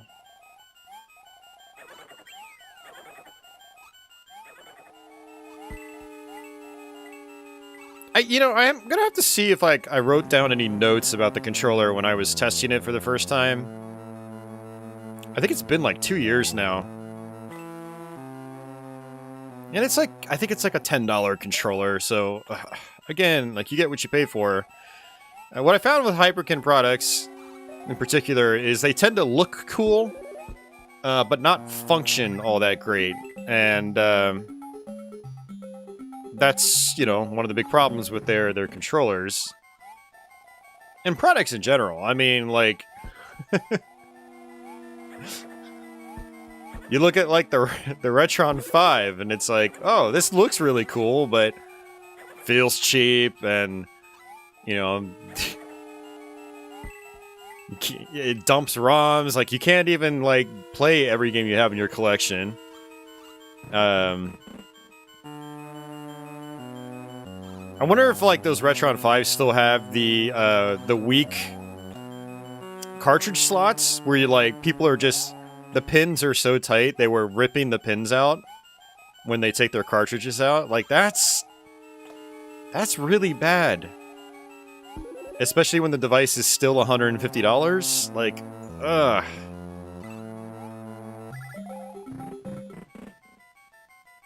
You know, don't even get me started on, like, stealing other people's emulators for their products without giving credit or anything. Oh man, I can open up a whole can of words about Hyperkin here. I'm gonna stop. I'm gonna stop while I'm ahead.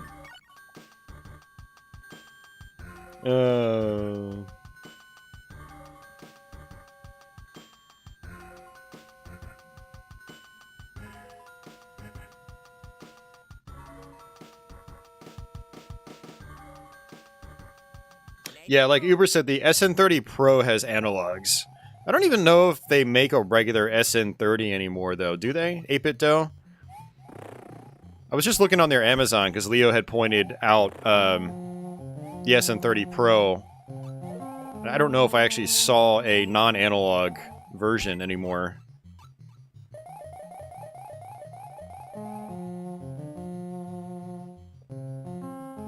And Uber, don't get me wrong, like, when you sell a controller for like 10 or 15 bucks, you know, corners do have to be cut, otherwise you're not making any money off of it. And part of the purpose of a company like Hyperkin is not just to appease hardcore retro fans, it's to make products available for people that might need them and to make a profit. So they're making affordable products, but one of my big issues with them is that they cut corners where corners should not be cut. You know, they make their controllers look super cool, but then they function like... I don't want to be like sensationalist, be like they're trash, but they're definitely not worth the money, in my opinion. Great example of a controller that ended up working really well for me was the controller by TTX. It's a Super Nintendo controller. It is not the flashiest thing. It doesn't have, like, the best plastic and stuff like that. But it was only $10, and the D-pad felt so good. And that is, like, the biggest core component of something like a Super Nintendo or NES controllers. You need a really good D-pad. It has a pivot, so you don't do accidental diagonals. That's a huge problem with third-party controllers. Even some Hyperkin ones.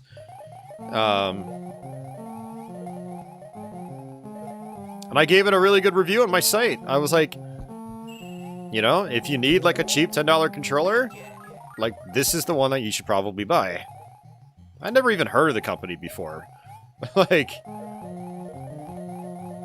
And the whole point is, like, yeah, there's cost-cutting measures applied to it, but they cost-cut in areas that are much more acceptable. Like, if your buttons and your D-pad do not feel good and they're not accurate, you've ruined the whole concept of creating a third-party controller. Like, you just screwed up. You might as well just, like, burn your whole factory. Burn the whole project to the ground. It's done. Like, get out of the business. You're doing it wrong. Like, do it right, or don't do it at all. That's how it should be.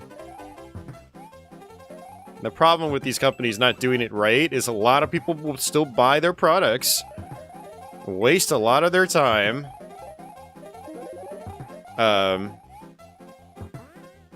yeah, waste a lot of their time. That's the big thing. It is super annoying. Oh yeah, that TTX controller, you mentioned texturing Uber. Yeah, it actually has a sticker on the front of it that's textured, so it actually feels like decent from the front.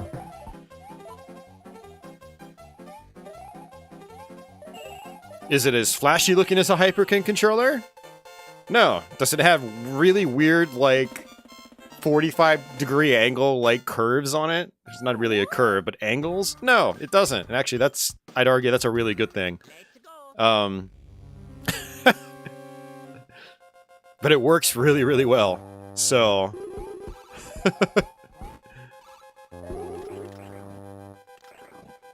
Alright, this is gonna be a fun one.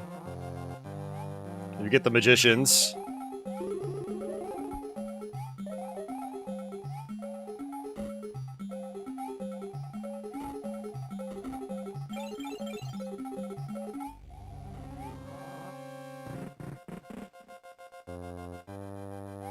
Uh-oh, uh-oh, not... Oh, that was really close.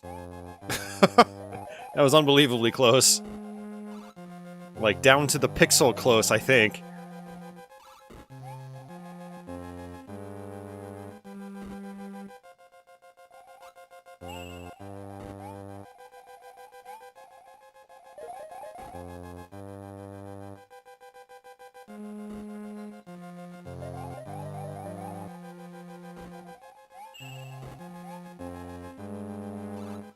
Oh, no. Yeah. Let's go. What I needed. To do this again. Uh-oh.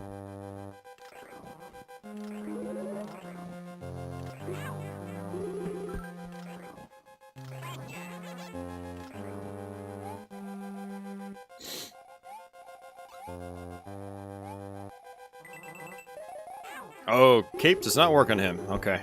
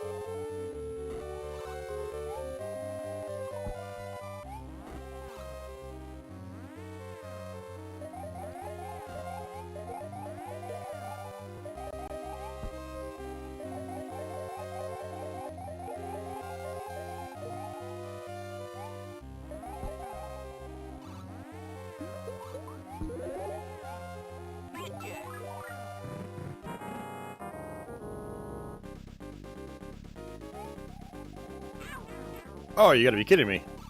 That's weird.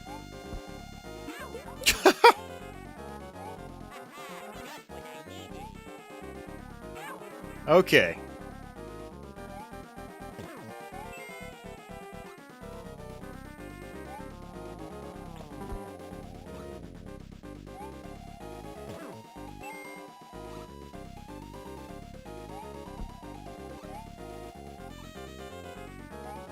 Hitbox seems a little tight.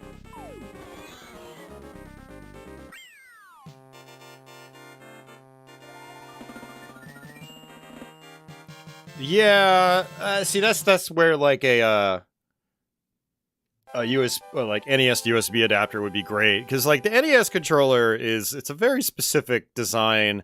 A lot of these third-party controllers angle the buttons or something like that.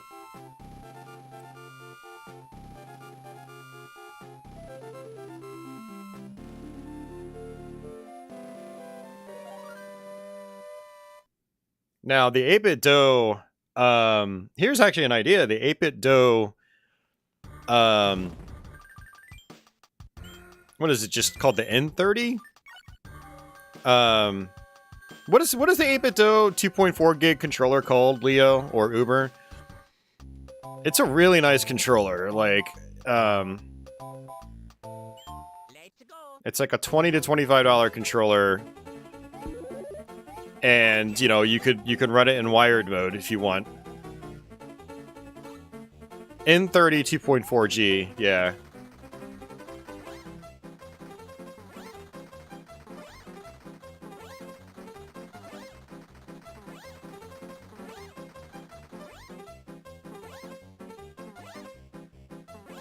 Don't use the turbo then. Like, they're just buttons there. They're not going to get in the way. The point is, you get, like, a true to actual NES layout. It feels very nice. Wow, you can actually go over that one in this version. Luigi. That is interesting. And the point is, you're getting a controller that feels almost identical to an actual NES controller by Nintendo. Let's go.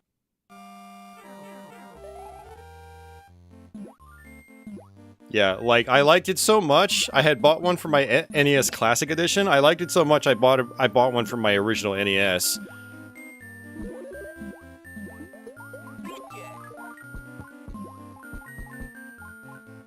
And when I want to play wireless, it's definitely my go-to option.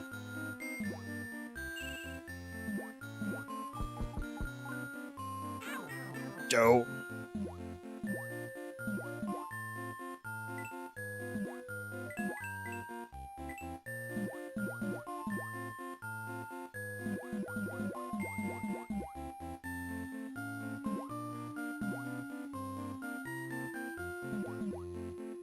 Not gonna lie, like, having those turbo buttons actually does come in handy. Like, whenever I decide to go through Final Fantasy 1 again, and I'm gonna have to buy 99 heals, those turbo buttons are gonna be a godsend. So, I don't know. That's a more positive way of looking at those, but yeah, they're not in the way. It's not like they're angled like a Super Nintendo style controller.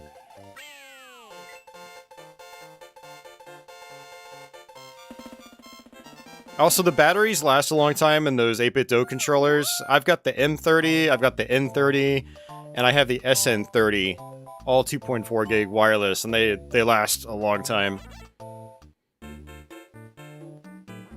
Alright, we don't need to do that.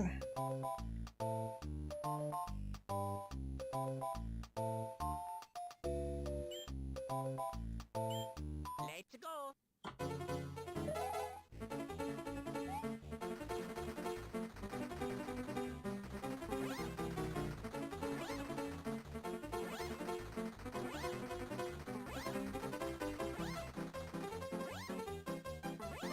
Hi, Owen. Welcome to the stream.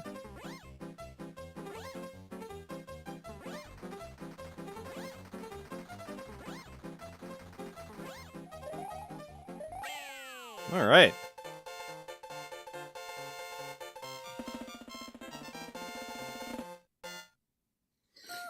I'm not trying to sound like an 8-bit DOE shill, by the way, and neither are my friends here in chat, but you know, we all have a bunch of their controllers, and they've really come a long way, and it's definitely the sort of product where you get what you pay for.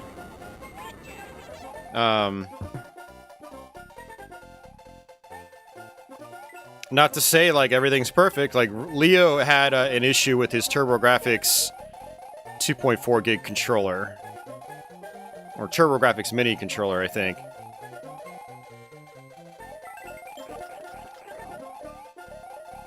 By 8-bit DOE. So.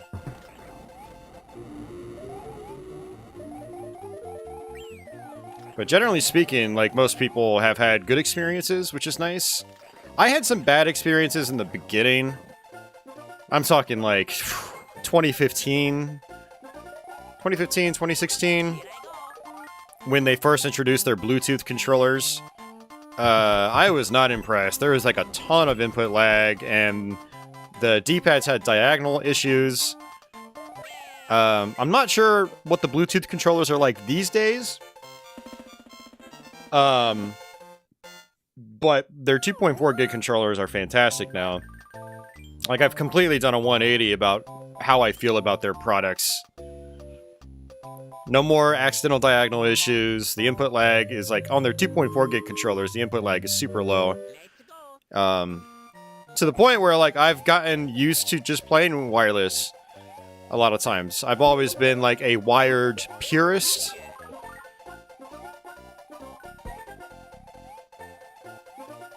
But I actually use their 2.4 gig controllers now. And just the build quality feels fantastic, so...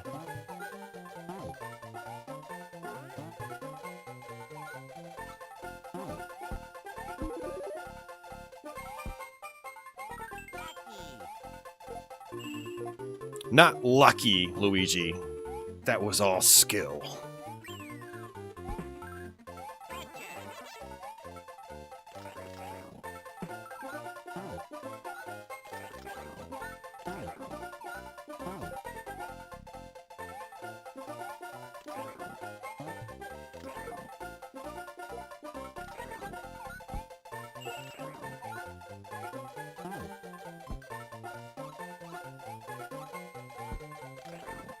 Sorry, Yoshi.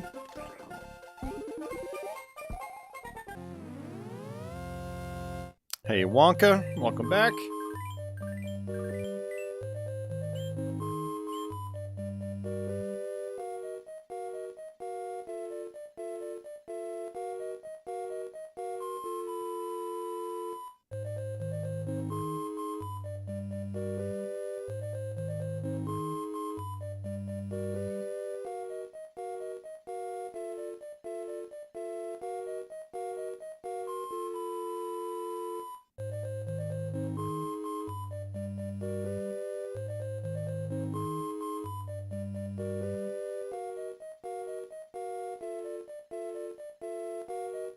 Oh, nice, Leo. Yeah, I picked up one of those a few months ago.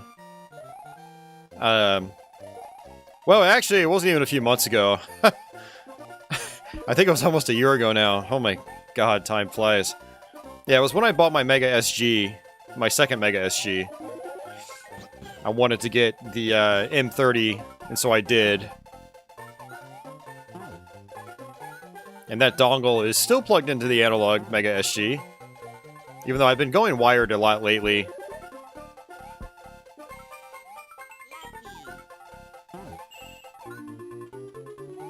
So we found the alternate exit, so I have to do the regular exit now.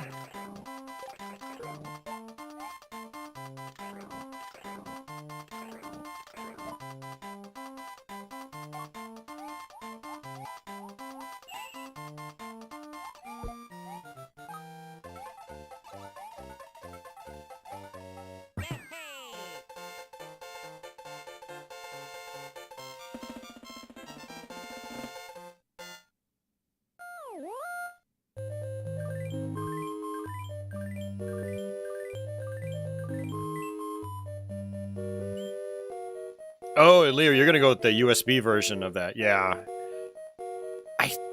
I don't think I have the USB version anymore. I think I actually sold it with my Genesis Mini. Yeah, since I bought the one for the actual Genesis. Let's go.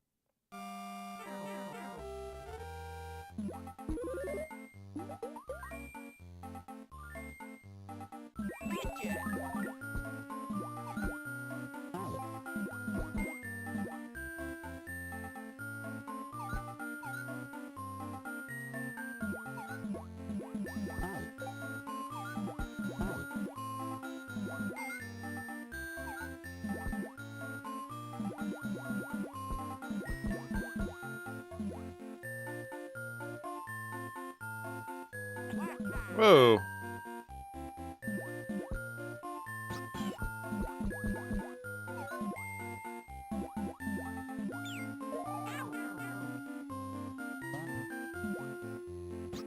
Not many iframes when you come off Yoshi. Yeah, we'll go ahead and... Oh, he converted... Oh, that was stupid. Converted my cape into a regular mushroom. That is kind of annoying.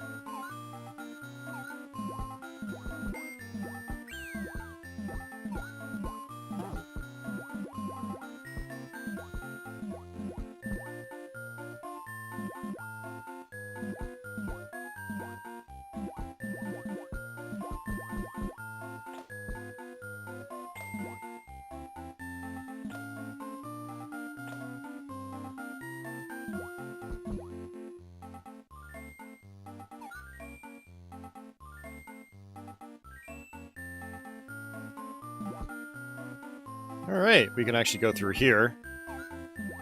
Is that fish normally sleeping there in the SNES game? I'd prefer him not to be sleeping there. I mean, I guess it's technically a quote-unquote good design choice, not making it too cryptic, but... Azusa asks, did I get through Mega Man 11 the other night? No, I'm learning that slowly.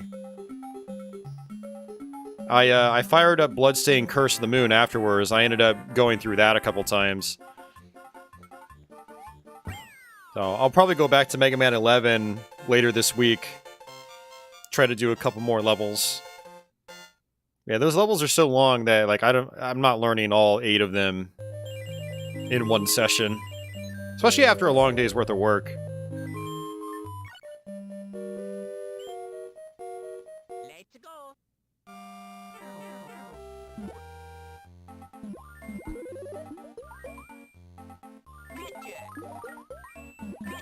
Let's go.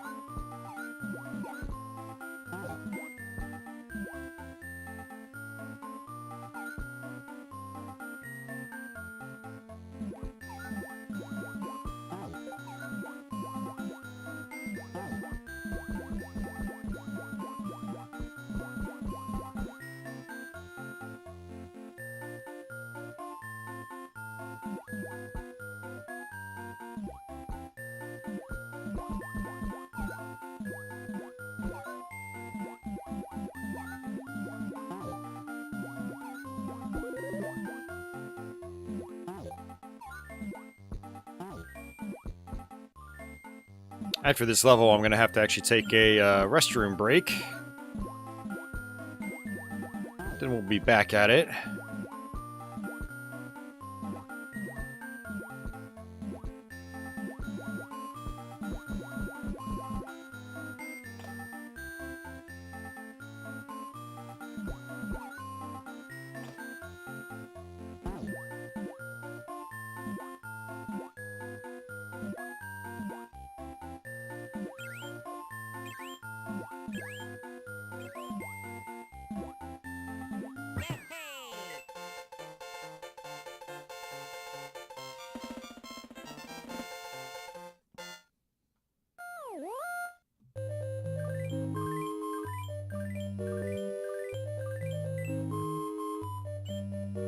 Alright, I will be right back, guys.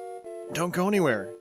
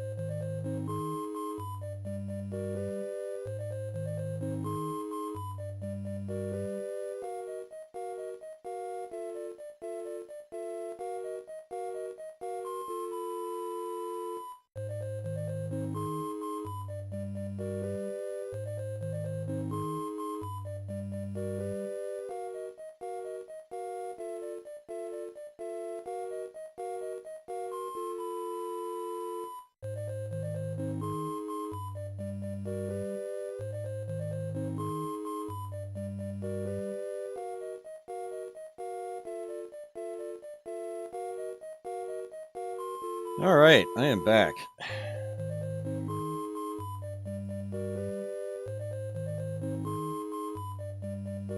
Alright, so the forest here is always a little tricky. In terms of getting through the whole thing. I always forget where the alternate exits are and stuff like that. But yeah, there's a lot of alternate exits in this place.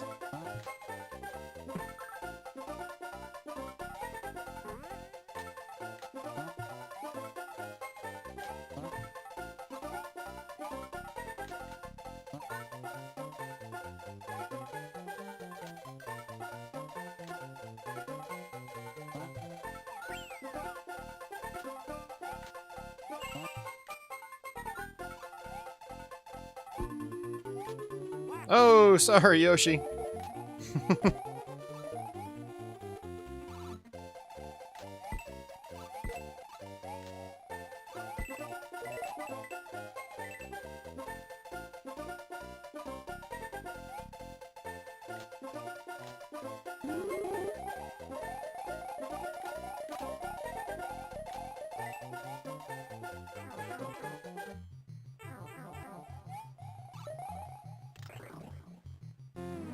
Alright, there we go. Now we are gonna have to do this again. Castle number 5. Let's go.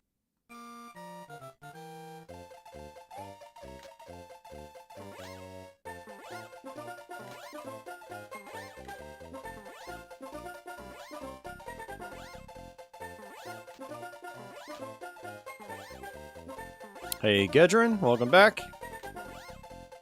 Super Mario Advance 2 has been in his DS Lite this week. Very nice. What a coincidence.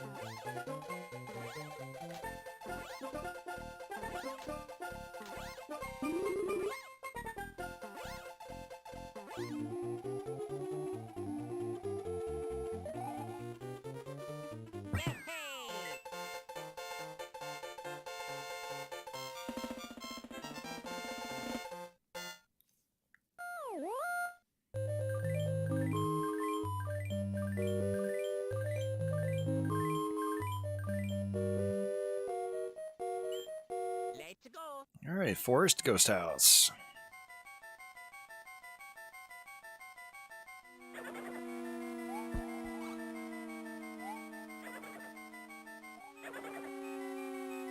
Oh, did not mean to do that.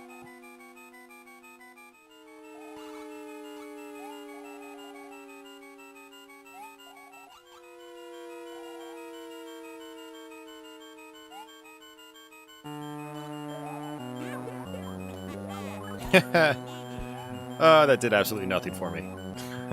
Go me!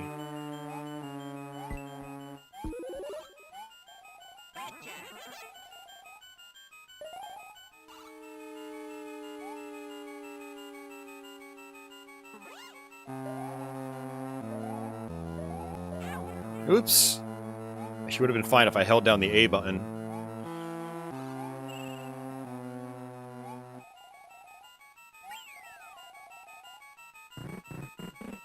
This is one of those ghost houses I always have to try to remember how to get through.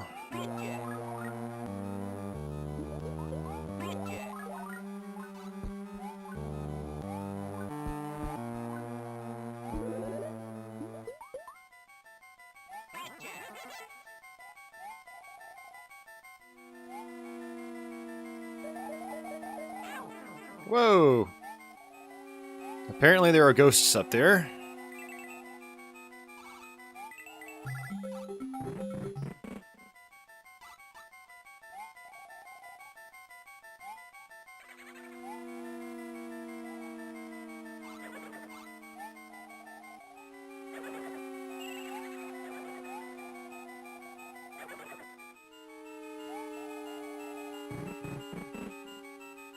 Lucky Luigi.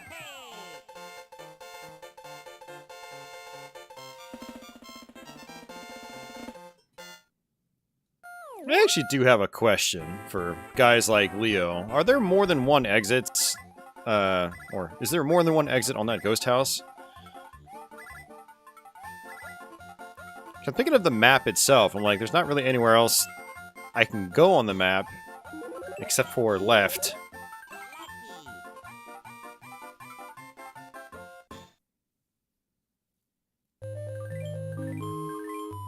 Are you serious? It's just going right? Okay, there is. Alright, I just answered my own question.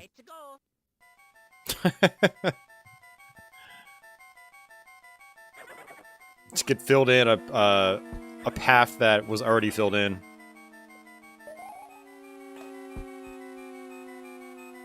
I'll try that door next time.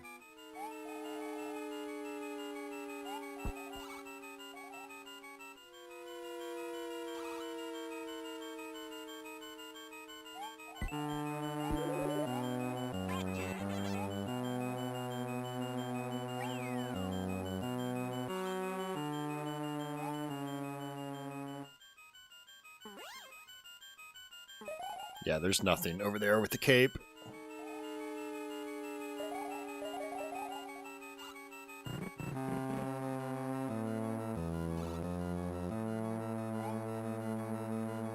And even there.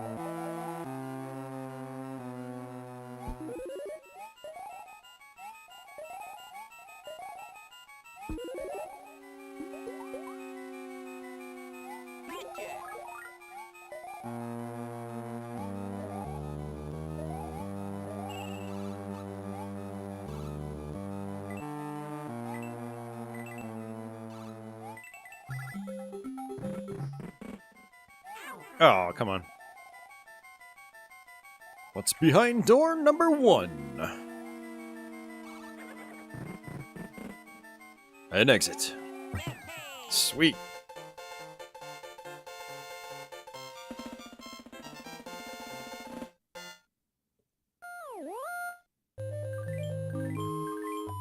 There we go.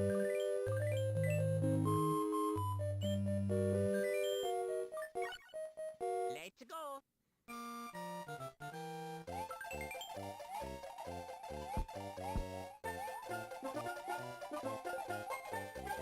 Blah blah blah blah blah blah blah blah blah blah blah.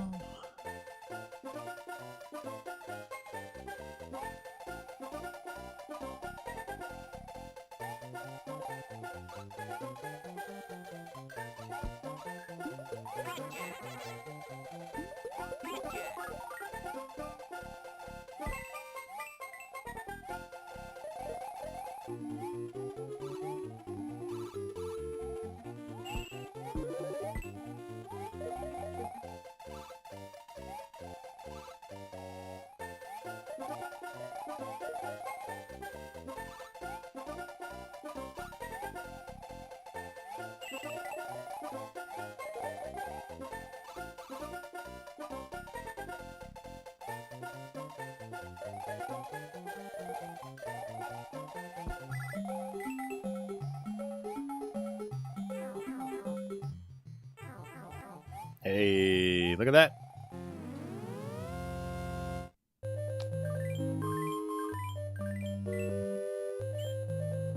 Let's go. Let's go get the other exit.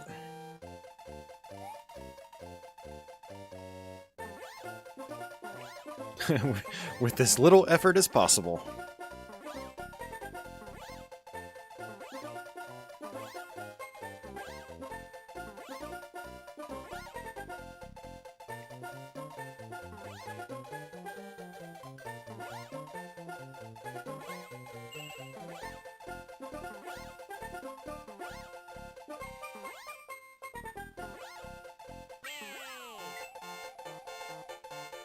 I feel like the timing with the cape with Luigi is a little bit different than Mario. I wonder if that's actually true.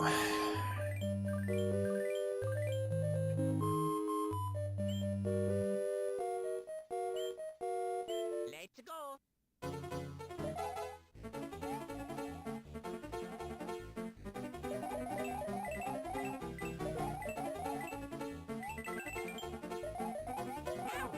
Whoa.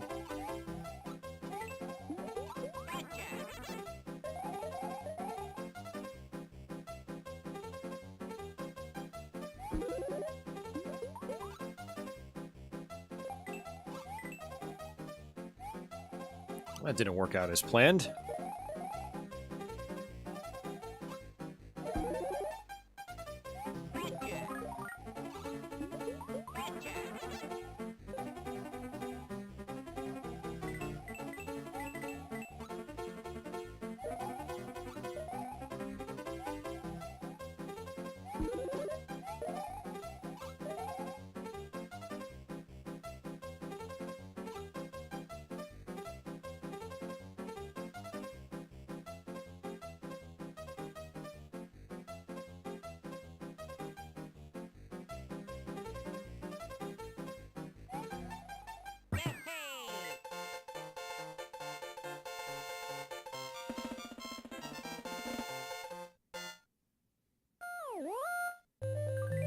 Ooh, a little bit of a graphical glitch there.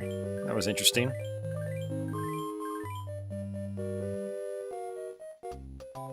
Hey, a castle.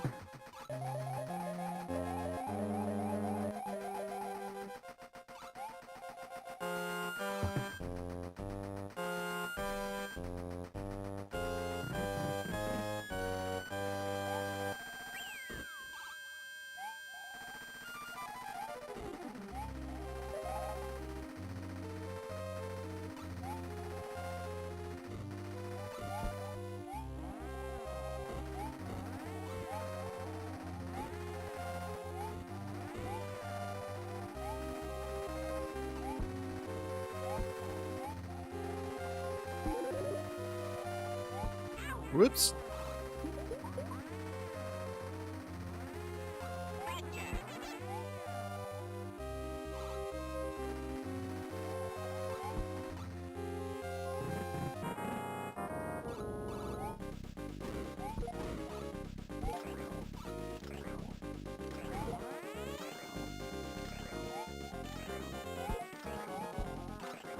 Cool. Hey, Steve-O, how are you doing? Welcome back.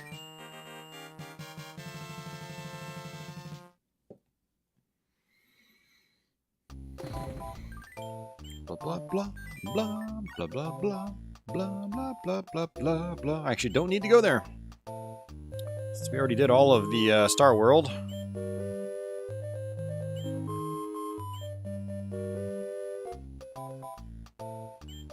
And actual castle number 5.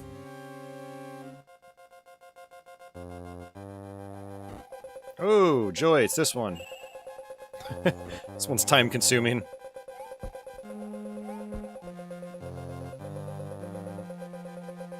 Actually, last time I got here, this was actually on our Mario stream a few weeks back. I was playing the Super Nintendo one and got here as Small Mario.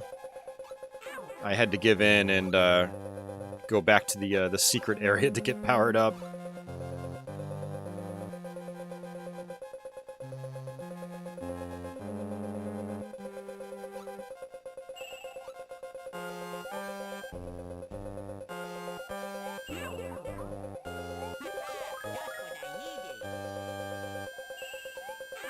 I'm looking at chat like an idiot. Tony's talking about Trent Reznor. Yeah, I'd be curious to know if, like, they were actually named after him. I mean, Reznor is, as far as I'm aware, is not a very common name.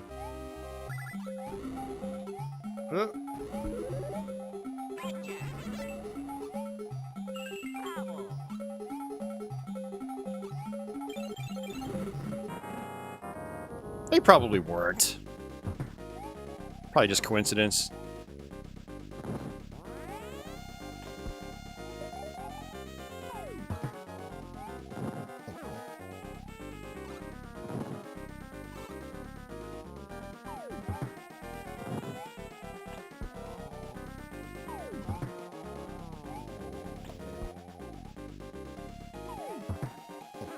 There we go.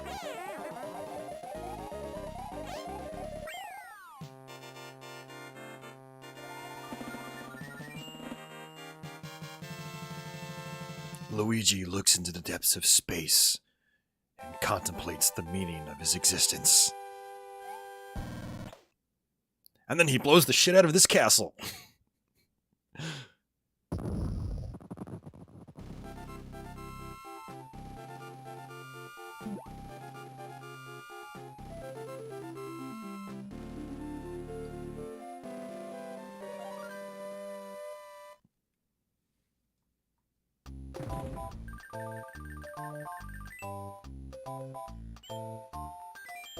Alright, making progress. Whee! Level? What level?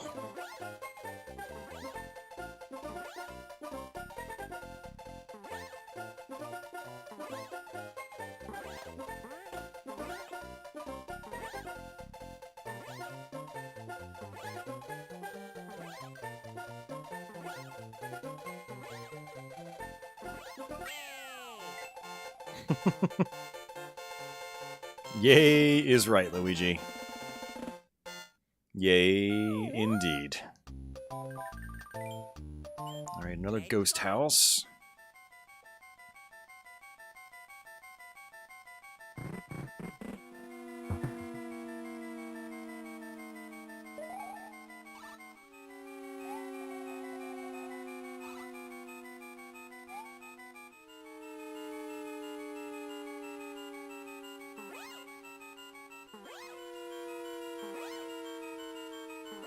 Whoa there.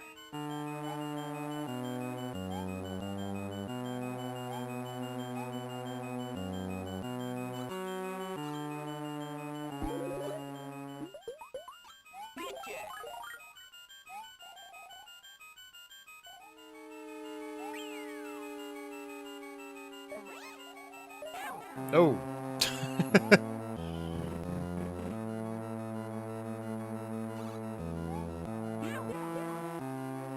Did the wrong thing.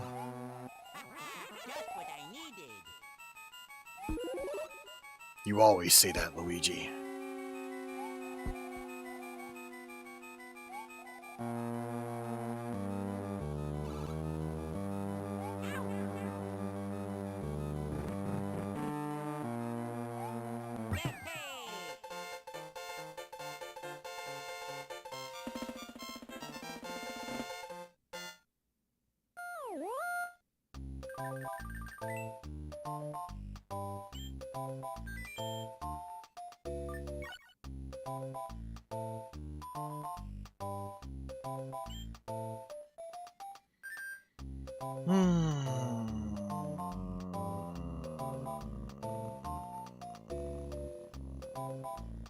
Glitchy Ninja Gaiden's last boss, you get stuck in the middle.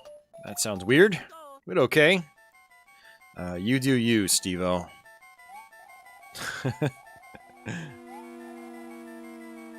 Now I want to play some Ninja Gaiden.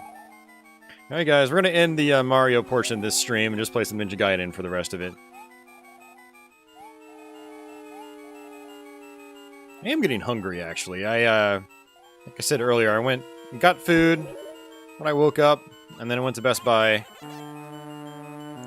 But that point from when I got food, and then I went to Best Buy, and then I came home, had to do my thumbnails and stuff like that. It all took a couple hours. Oop. So I'm actually getting hungry again.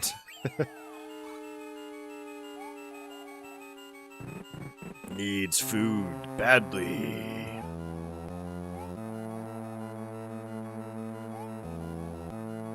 Now I've got to figure out where the alternate exit is. Well, I guess the one I went into was actually technically the alternate. That would be my guess. Just what I needed.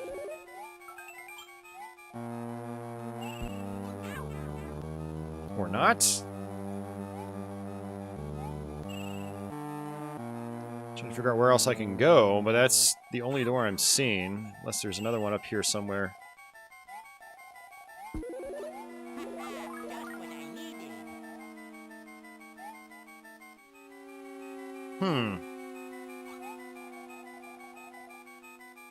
Leo, we need your help again.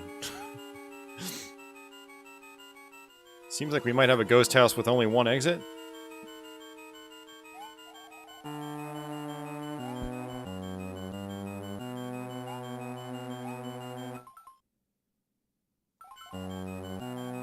We have a ghost house with only one exit, according to Leo.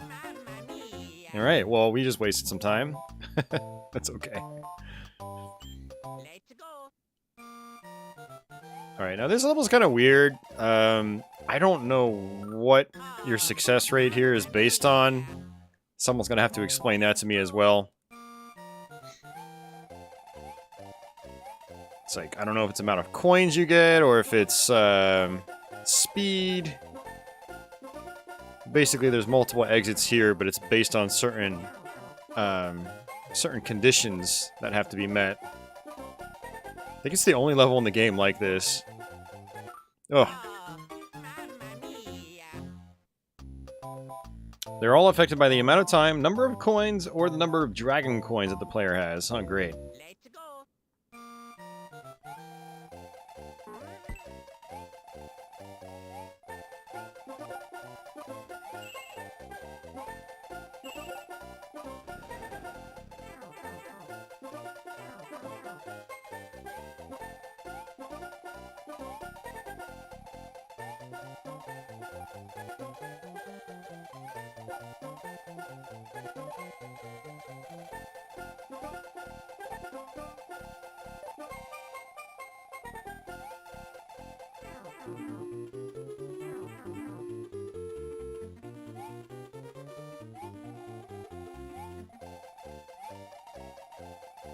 That would actually be a really good place to get some capes.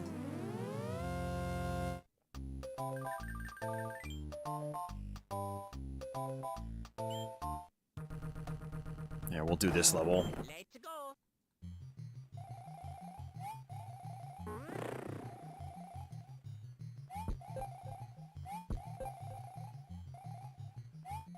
Doing it with with baby Luigi. Let's go.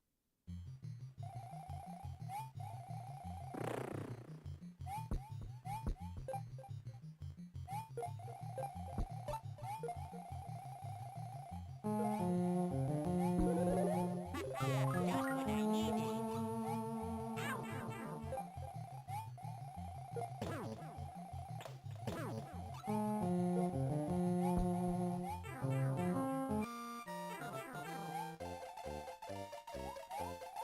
Oh, joy.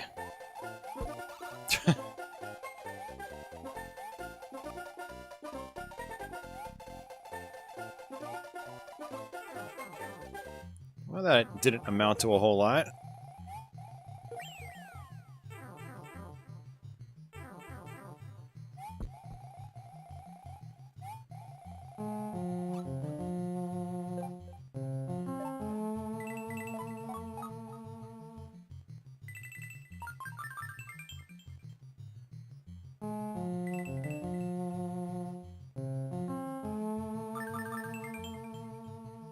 We're getting some of those lives back. Aww.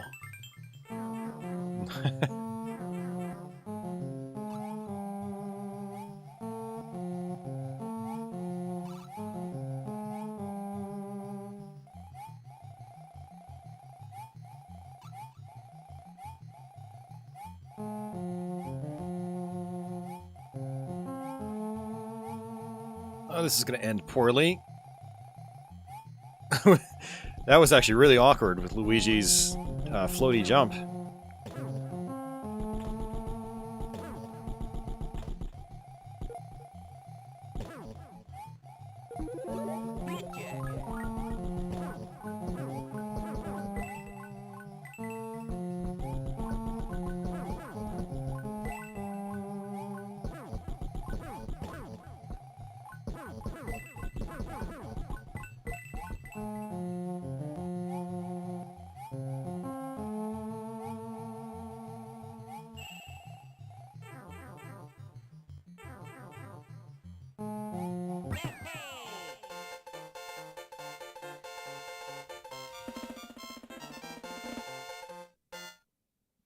Oh, man.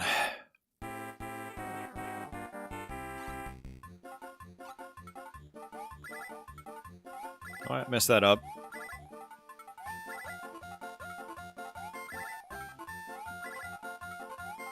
Oh.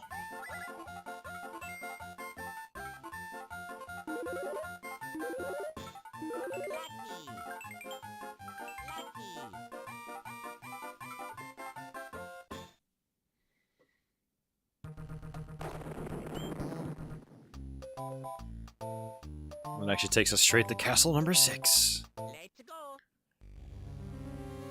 We will go back, though, since we're trying to go for all the exits. Oh.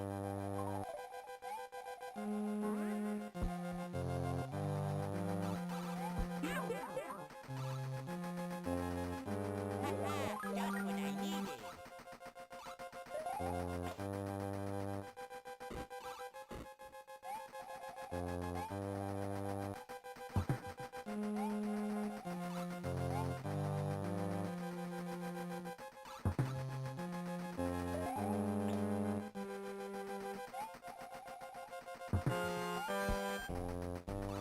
Whoops. Just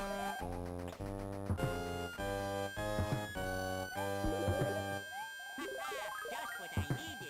Yeah, as you can see, the castles get a little more difficult. A little more intense, at least. I don't even know if I'd really call this, like, super difficult or anything, but it is definitely more intense. Whoops. I'm trying to cut a lot of corners here, and it's backfiring on me.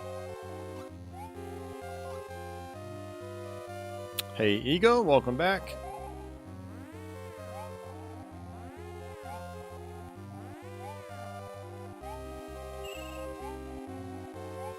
Yes, it's Green Mario.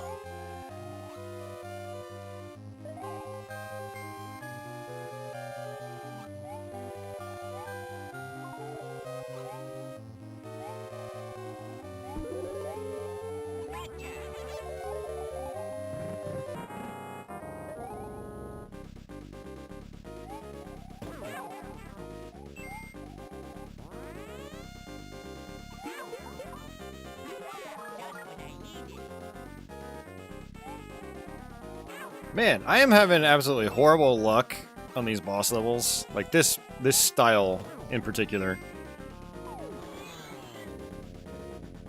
I think between this one and the last one I took like 6 hits.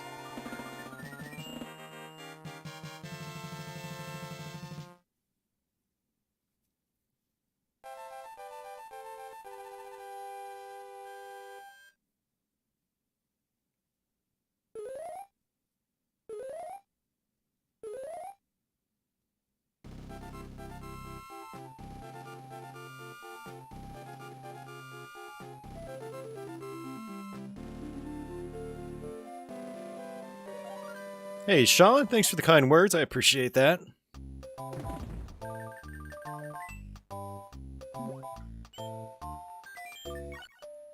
Alright, let's go back.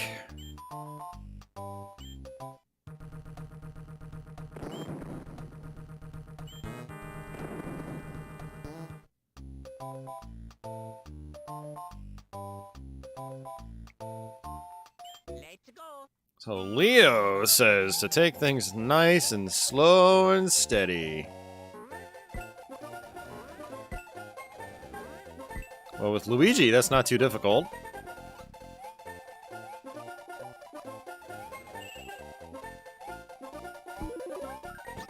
Hey, and it's Yoshi.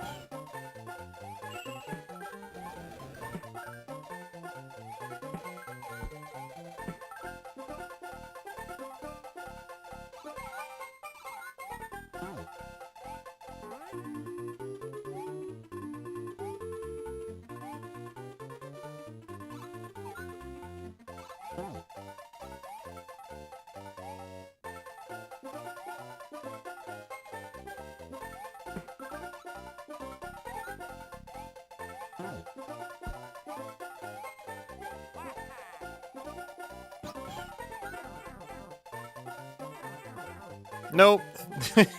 We failed, Leo. Your strategy is terrible.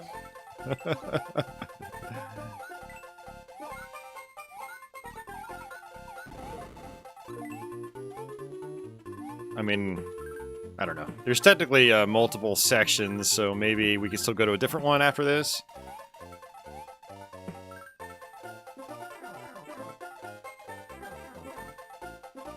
No, this is different. Okay.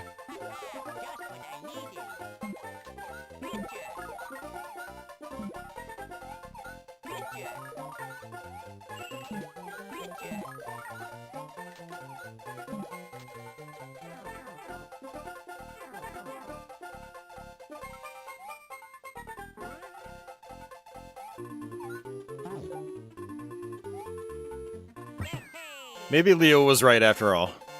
Everybody clap for Leo. Thanks, Leo.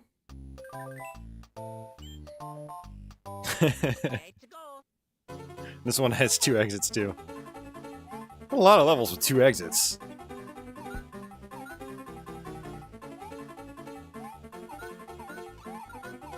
Whoa there.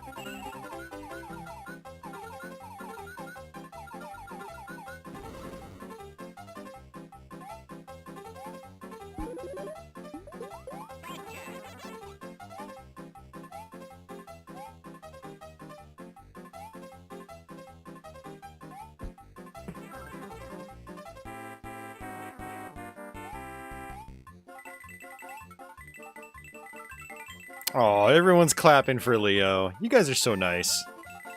Such a supportive group of individuals. I love it.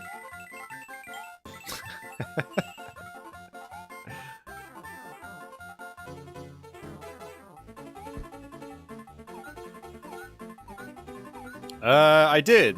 I was definitely under the water. Sorry, in the water under the bridge. You're talking the one that leads to Star Road, right? If so, then yes. Went through it kind of quickly, actually. Oh no! Sorry, Yoshi.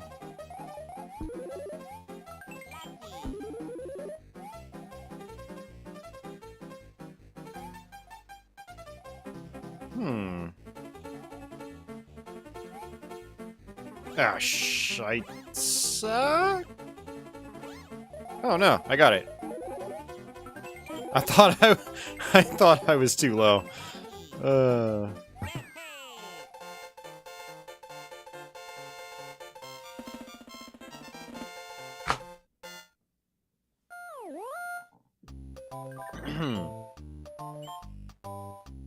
Let's go.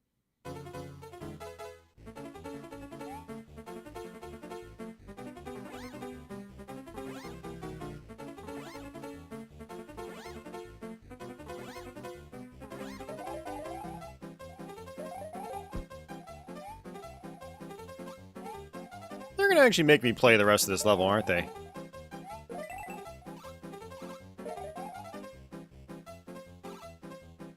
Oh, yeah, it was cheap.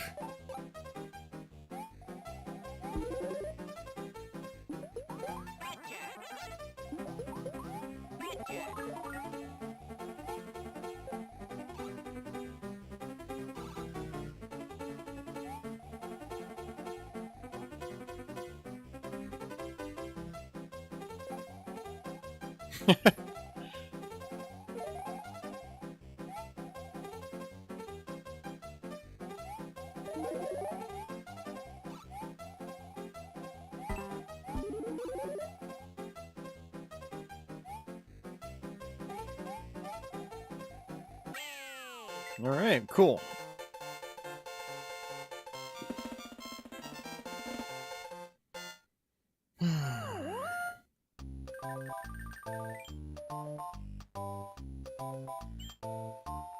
Luigi can do a few laps, shed a couple pounds maybe. Let's go. Alright, another castle.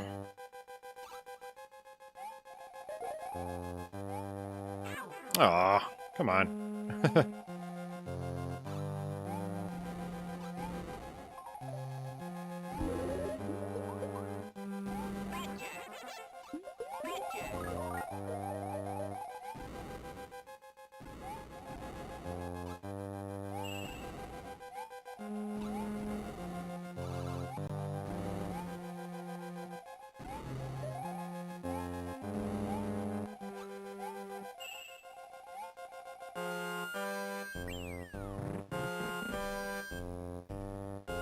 Alrighty.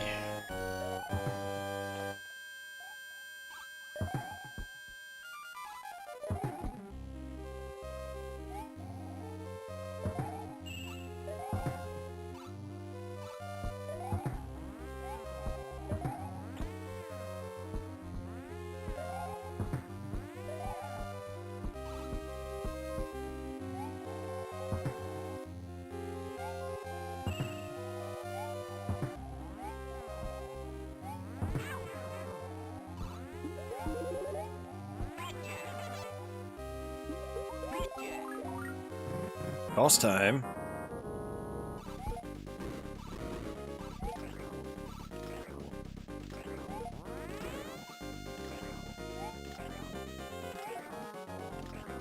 Leo says if you're caped or Fire Mario with the mushroom in the reserve and pick up another cape or Fire Flower, the mushroom is automatically discarded rather than downgrading you. I think you got it wrong, Leo, actually. I've been playing this whole playthrough. Every time there's a mushroom in the inventory, and I've already got a cape, and I want to grab another cape, it doesn't replace the mushroom. Let's go. Like, so the only way to get a backup cape is by manually discarding the mushroom, making it empty, make sure I don't grab it. It's a very weird change. It does not work the same way as the Super Nintendo version.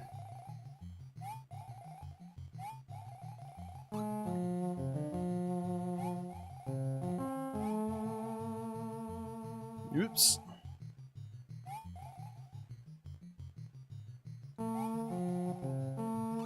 Alright, no problem. SNK boy, have a good day. Or good night, actually. It's late for you.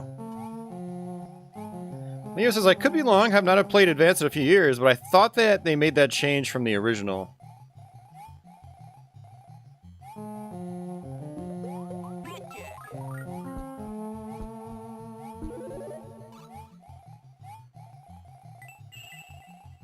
This isn't one with multiple exits, right? I don't think it is. I wasn't paying attention, though. It's okay, we'll draw it down here just in case.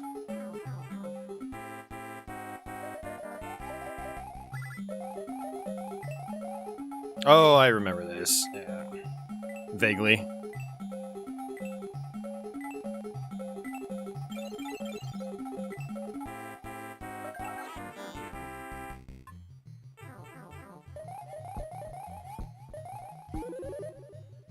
Yeah, so, like, boom.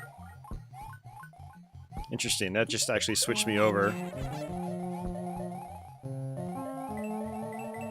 Yeah, earlier in the playthrough, like, I remember being caped Mario, grabbing the Fire Flower, and instead of putting the cape in my inventory, it changed me to Fire Flower Mario and then gave me a mushroom. Needless to say, I was kind of pissed off. So, like, there's definitely some weirdness with it in this version.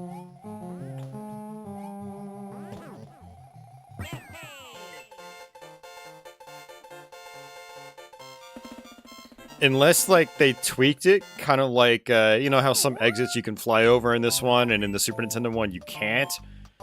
I mean, maybe, like, there's some specific levels where they're like, well, okay, picking up these weapons will do a very specific thing only on this level, which... I find it would be kind of hard to believe if they did that, but... Let's go. I don't know.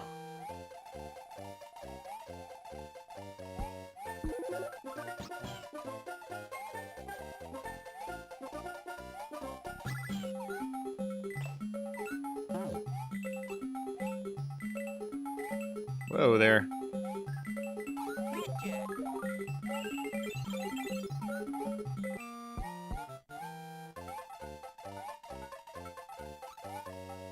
Hey, office. Bye-bye, Yoshi.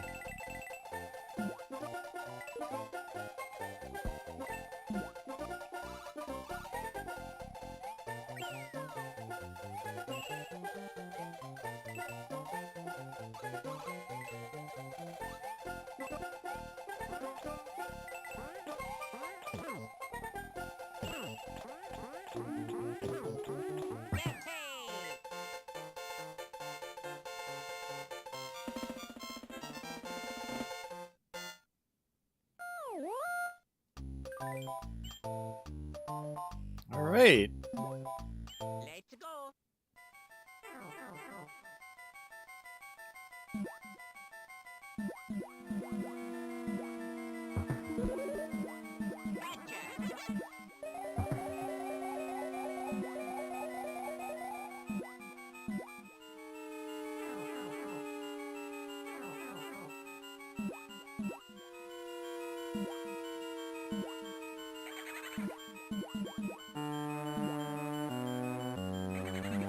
Oh.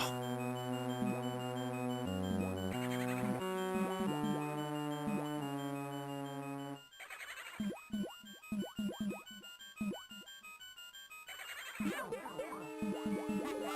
what I needed.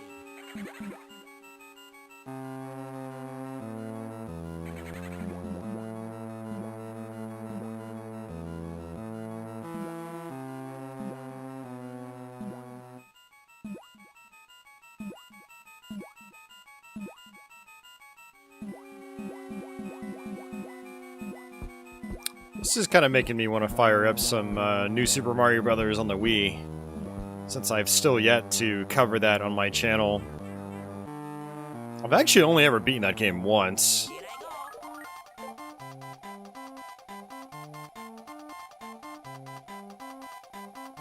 And that was like right when it came out. Here I go. I will admit to playing New Super Mario Bros. U a lot more. Like, I beat that game several times.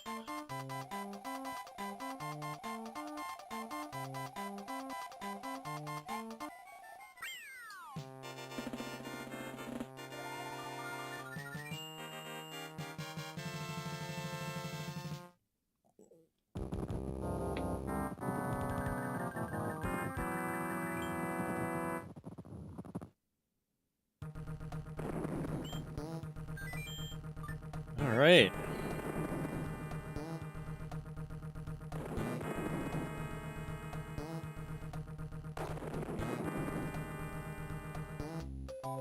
A blind YouTube stream? Yeah, I don't know. I don't know how long it takes to go through that game, Leo. And it's been a long time since I've gone through it, and I recall some levels getting a little challenging. But again, that was like 14 years ago, so I don't know.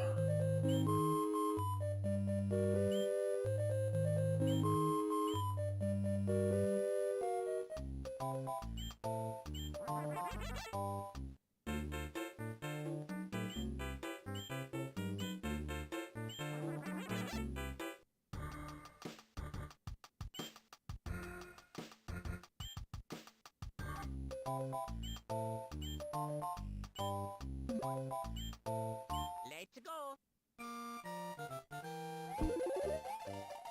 Alright, so Fire Flower. Fire Flower. Cape. What the hell, man? Okay. This is so freaking weird.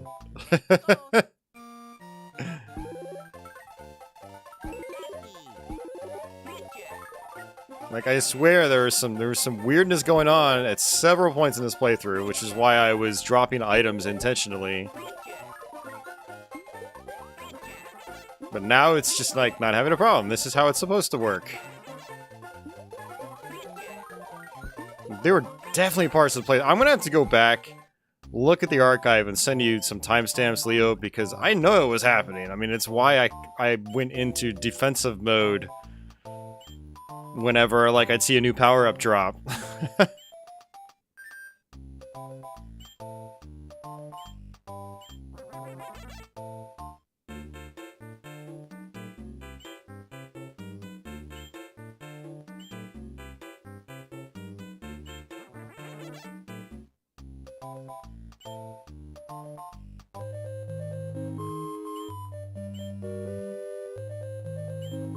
Oh, and can't I go to a menu as well? There's that.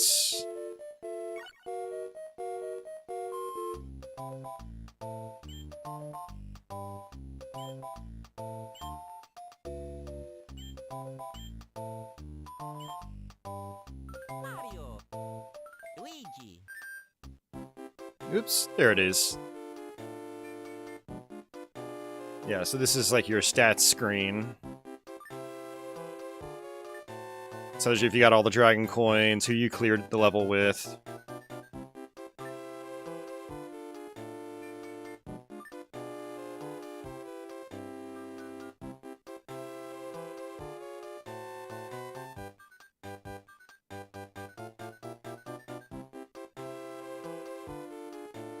You had Super Luigi, which is on a lower tier, and will replace your box.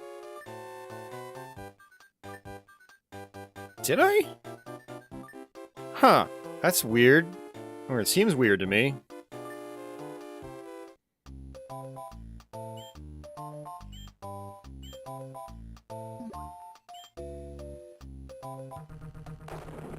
Let's go.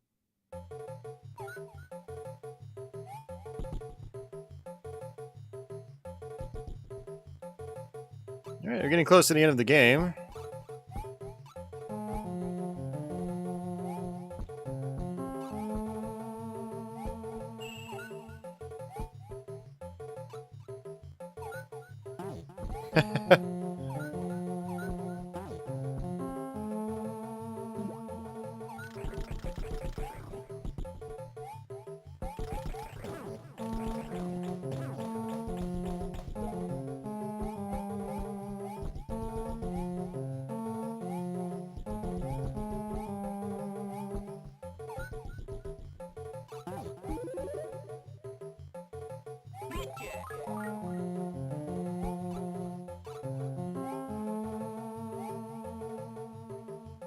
I don't know why I'm hopping over these guys when I can just eat them.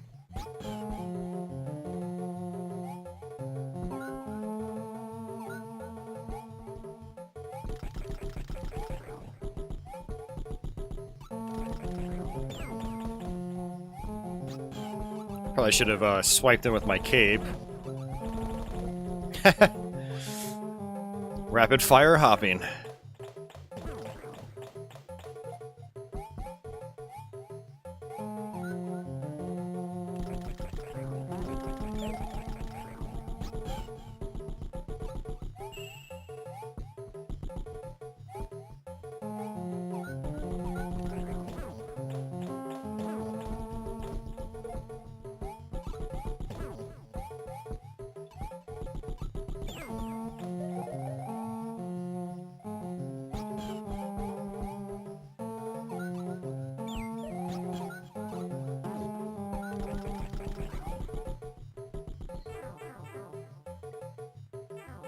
Leo's got to head out, and so does Red.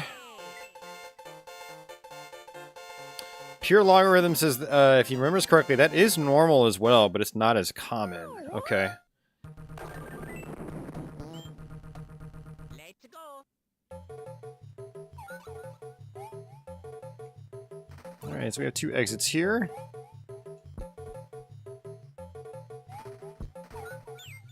This is actually a level I was thinking of earlier in my head. Pretty sure this is the level.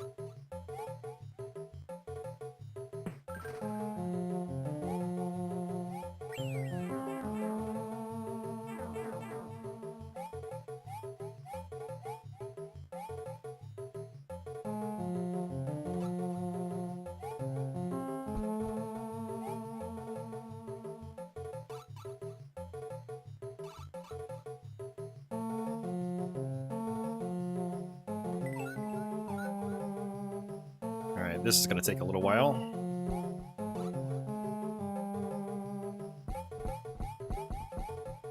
Oh!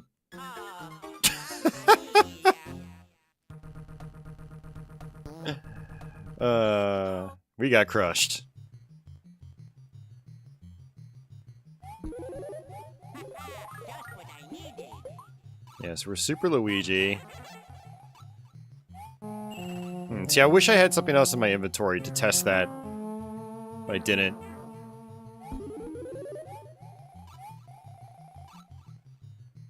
Probably should have taken those wings with Yoshi. Poor Yoshi.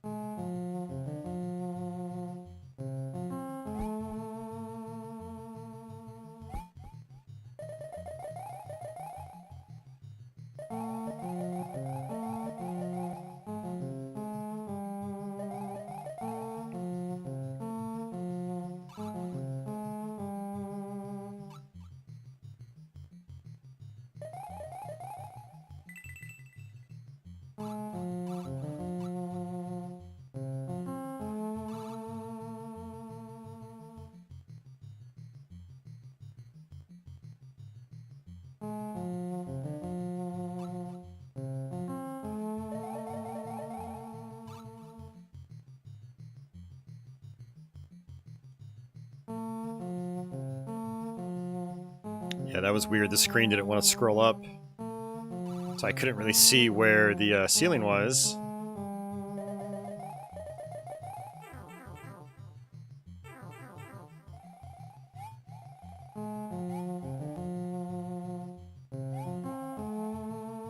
Hey! I really don't want to do this level again. I think it's probably the longest level in the game, because of its auto-scrolling nature. Let's go. Let's do it again.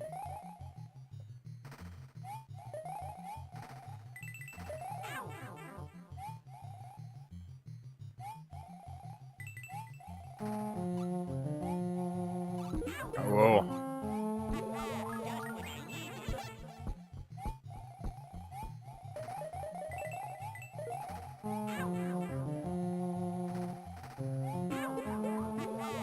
what I needed.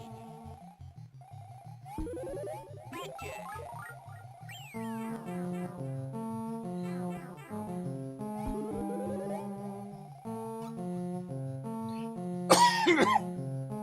Alright, we have to do this again.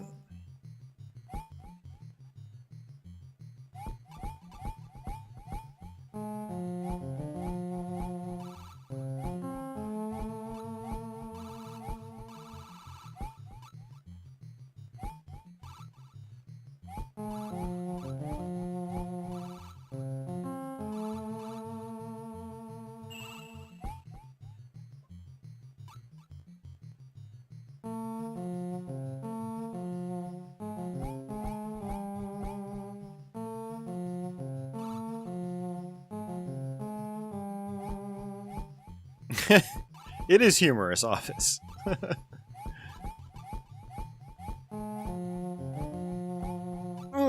Until you screw up and you get squished, which is not the plan.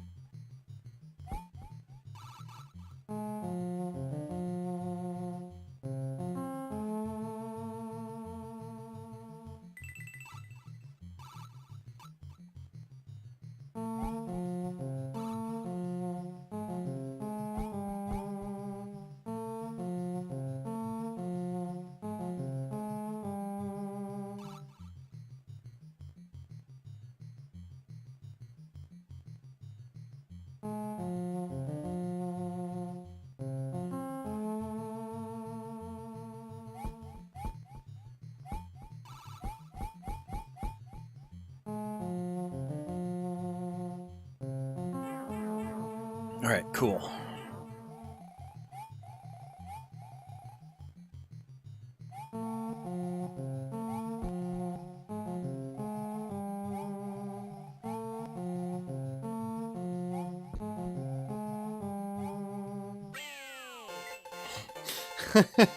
Yay!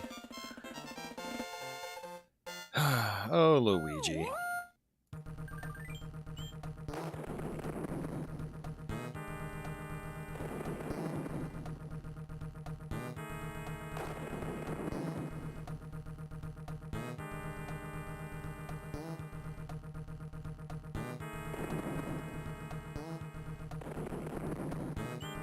Alright, well, I'll go back and do this castle.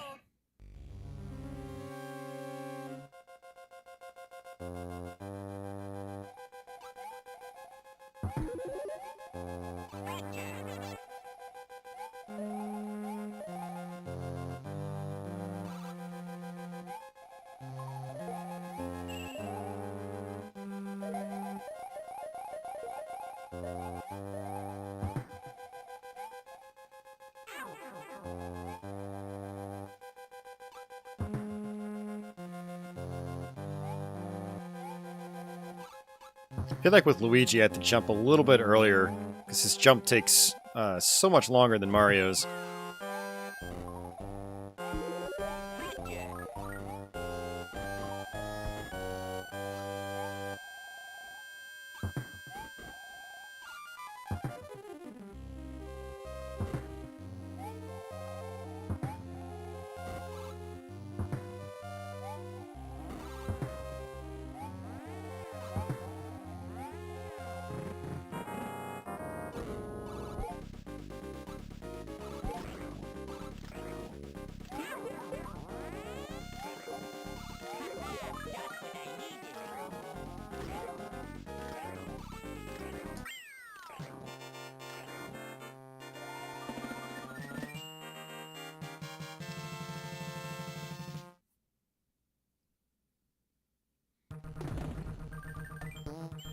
Alright, back door.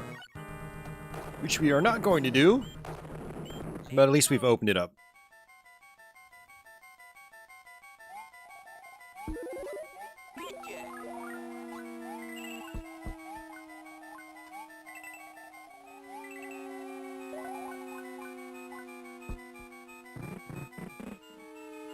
Oh, joy, it's this one.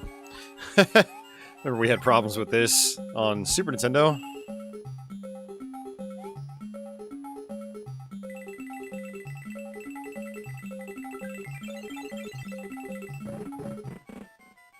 Alright, so for this, apparently we only get one chance.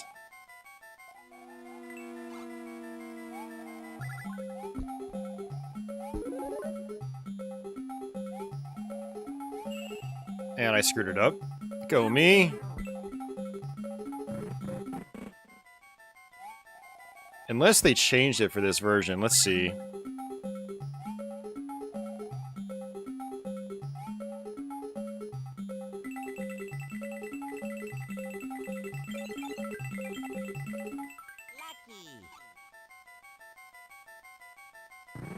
Yeah, I know, Pierre. That's exactly what happened to us in the Super Nintendo one, and everyone was like, why is it not working?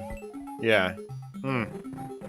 So I have to actually restart the level. Oh, mamma mia. Let's go. I am getting all the exits, yes. Just what I needed.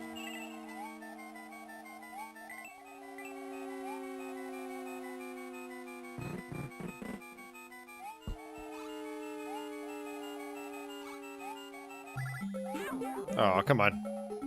Just what I That's needed. not good.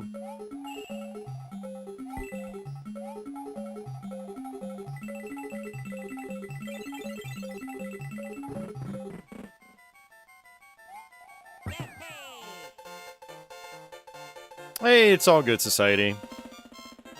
I know the stream was kind of early for some of you guys. Usually I try to stream at nighttime, but I actually wanted to do this yesterday, but I was out, and I didn't get home until, like, you know, 1 in the morning. That was way too late for me to start a stream on YouTube.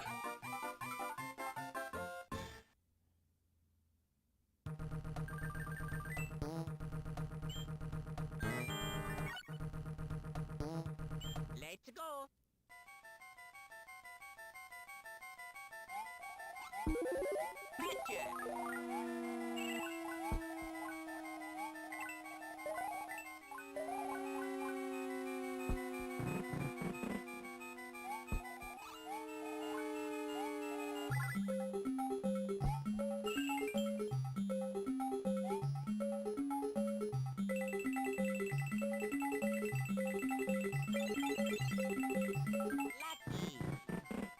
Well, now I know why the extra life is there. It's 'cause if you screw this up, you have to lose a life.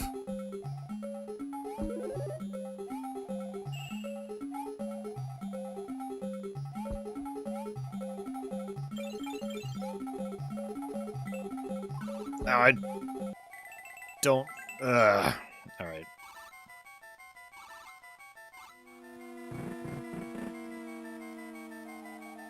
Oh, mamma mia. Let's go. Let's go. Just what I needed.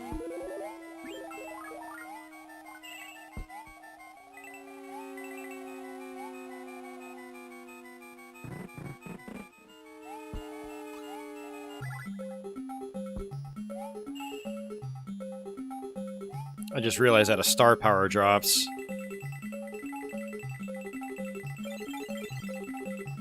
Lucky.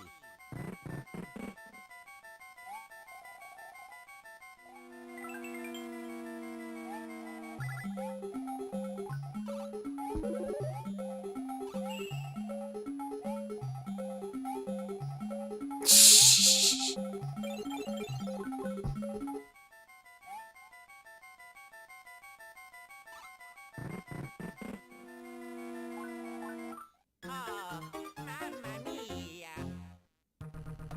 Let's go. Yeah, my thing is, I don't even know exactly where I'm supposed to go there, because I haven't done it in so long. Obviously, I have to go up, but I'm guessing up and to the right?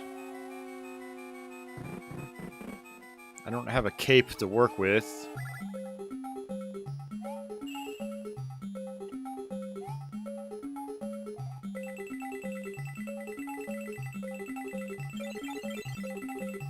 Lucky.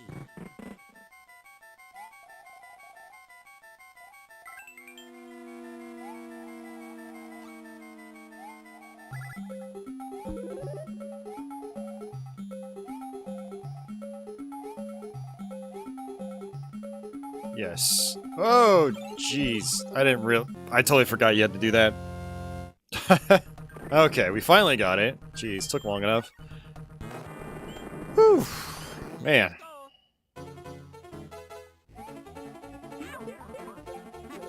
Just what I needed.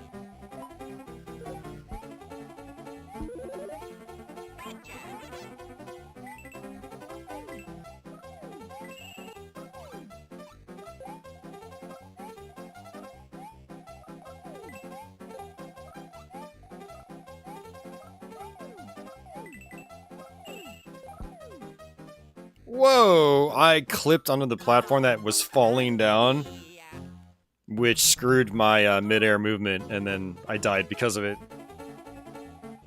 That is something, like, you don't see very often. Just what I needed. Yeah, because you just ride these all the way down. So they still count as, like, platforms you can land on.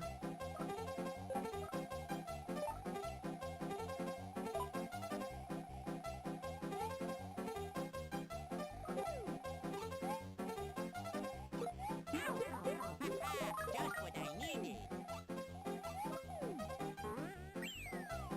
Yeah, they make sounds now, too, when they drop.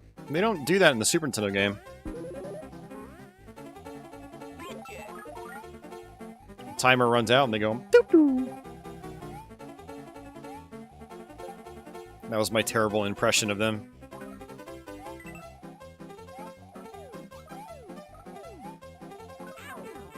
It's a nice touch, I like it.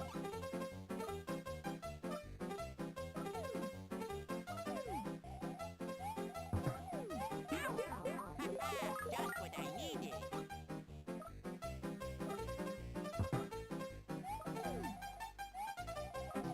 Lucky. Hey.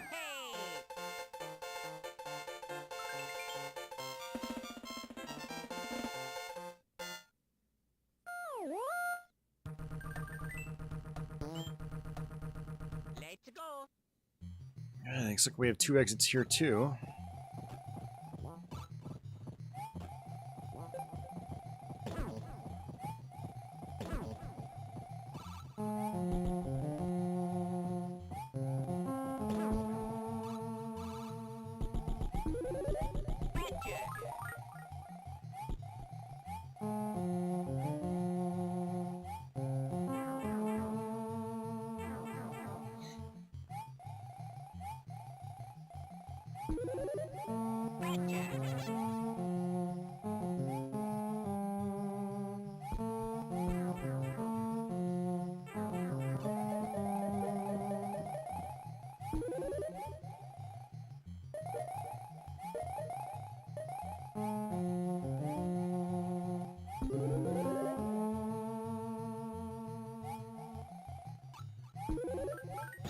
Yoshi!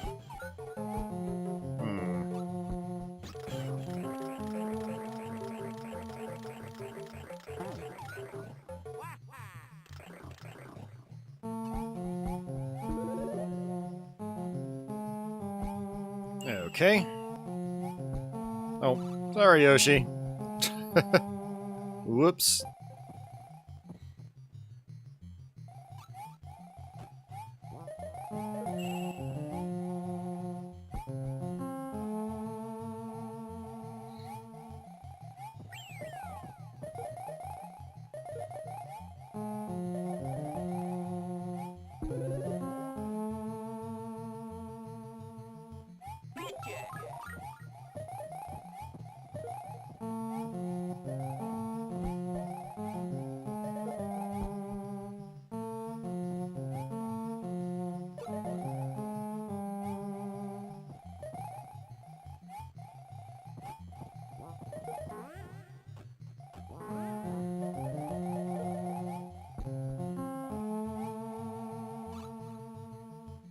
Yeah, so I want Yoshi for that. Okay.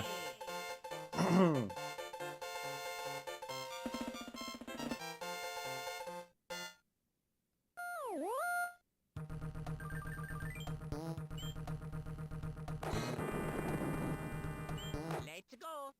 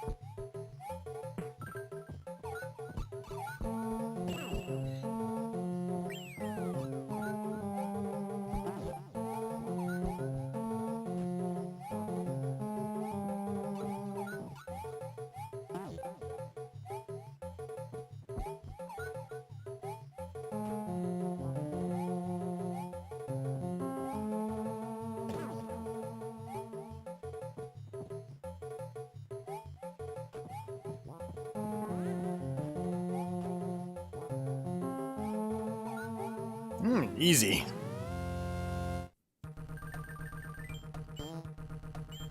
All right. Castle number 7.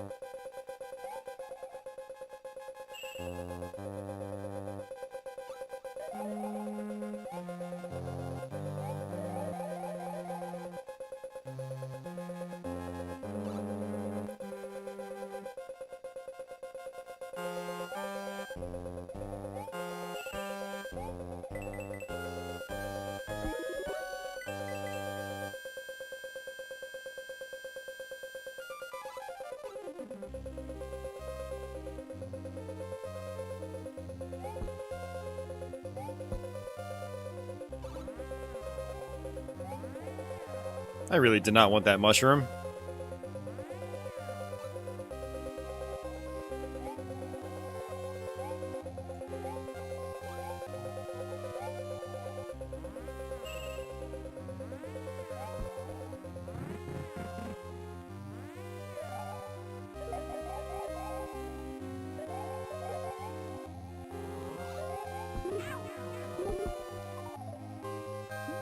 Oh, crap. Ah, it sucks. I let that go way too early. Or too late.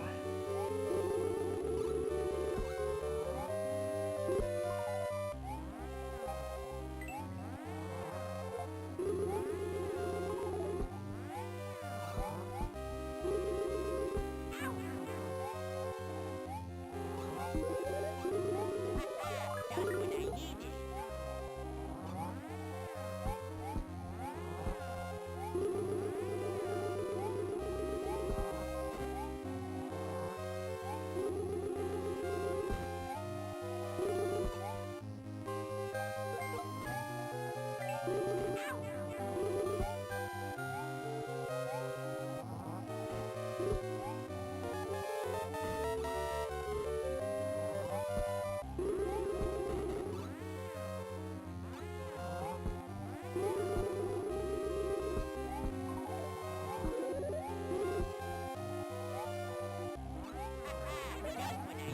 Alright.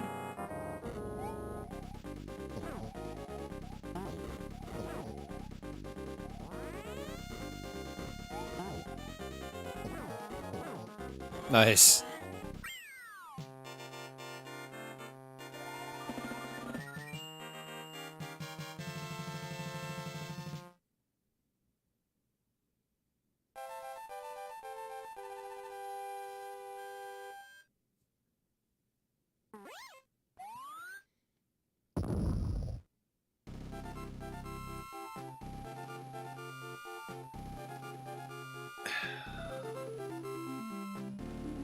Alright, on to the last level.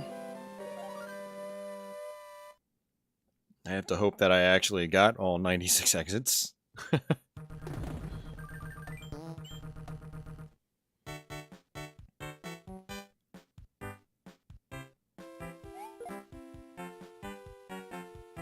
Oh, is it finally gonna do this?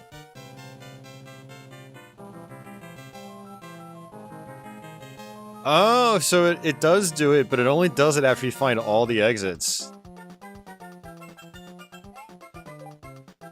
Okay, this is news to me. Nice. Okay, I thought that the world change wasn't even in here, but no, it is.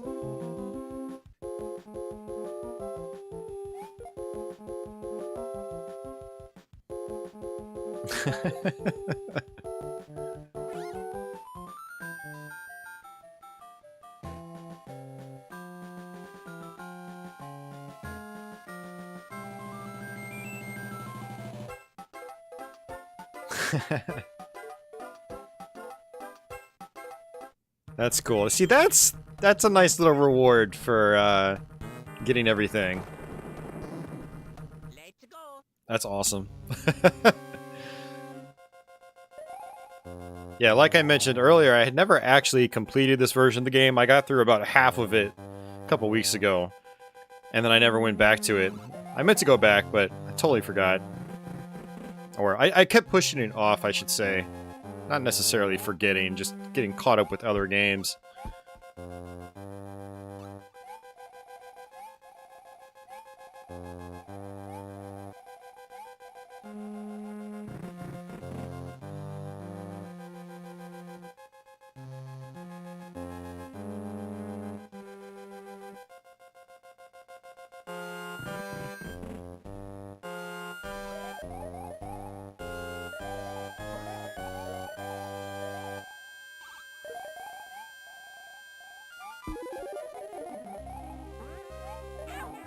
Really?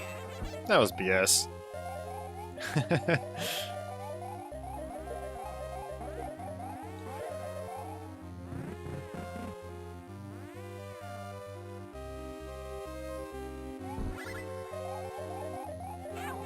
Oops, that was my fault.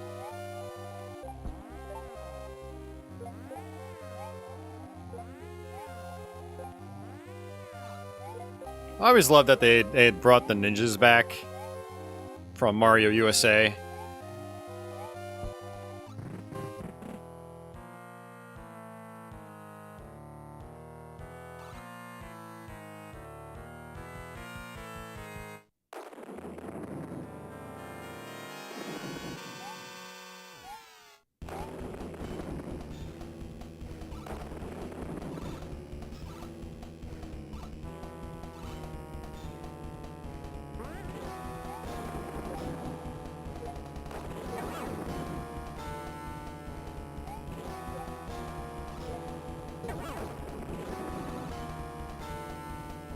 I'll have to make some dinner. We're almost done, society.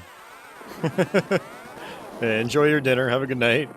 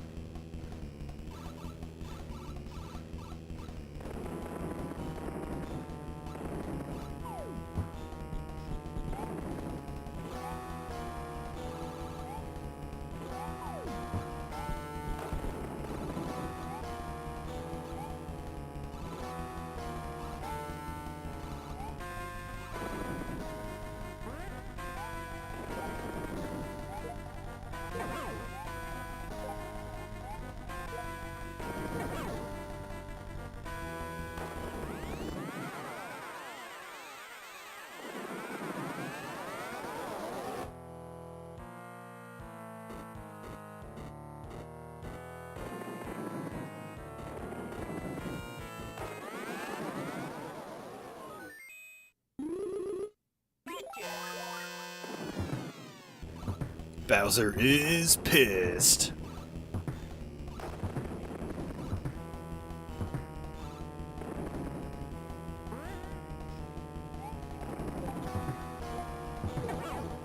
More so his evil-looking, his sinister-looking vehicle is pissed. Alright, I guess that's it.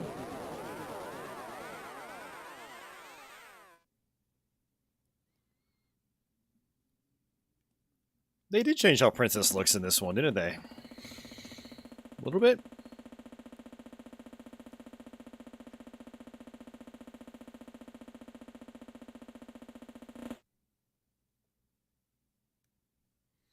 Well, it's a nice graduation present.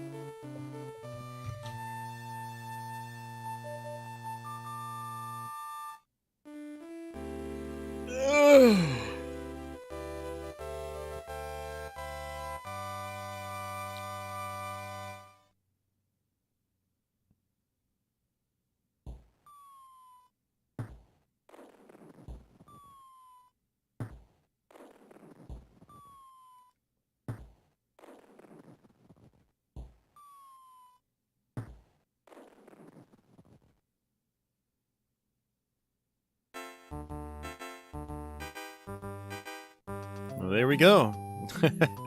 Super Mario World for the Game Boy Advance. You know, it feels like it was a lot longer than 3.5 hours, but yeah, it was probably actually just 3 hours of straight gameplay. 'Cause I had to take like a 15-minute restroom break, and it took me about 15 minutes to start, so it's probably closer to 3 hours of actual gameplay. Hey, Krusty and Tomcat. Thanks for the GGs, everybody. Wasn't this game a launch title? It was not a launch title. Mario Advance 1 was, which was Super Mario USA.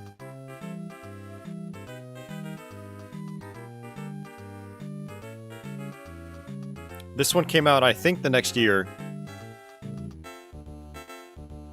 Or maybe it was 2001. But it definitely was not a launch title, that's for sure. Hey, Cosmic Kaiju, thank you very much.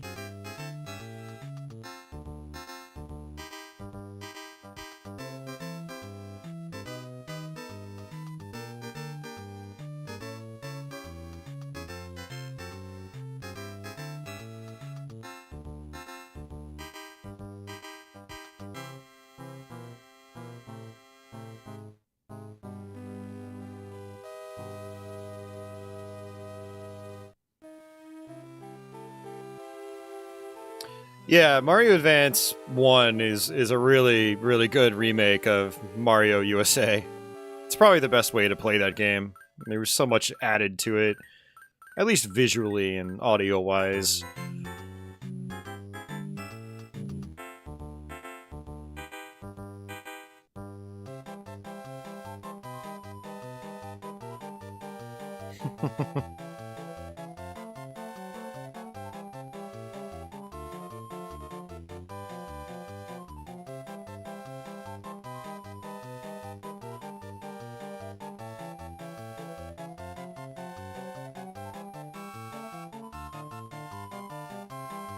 That's funny. It's actually giving us the alternate version since we got all the exits.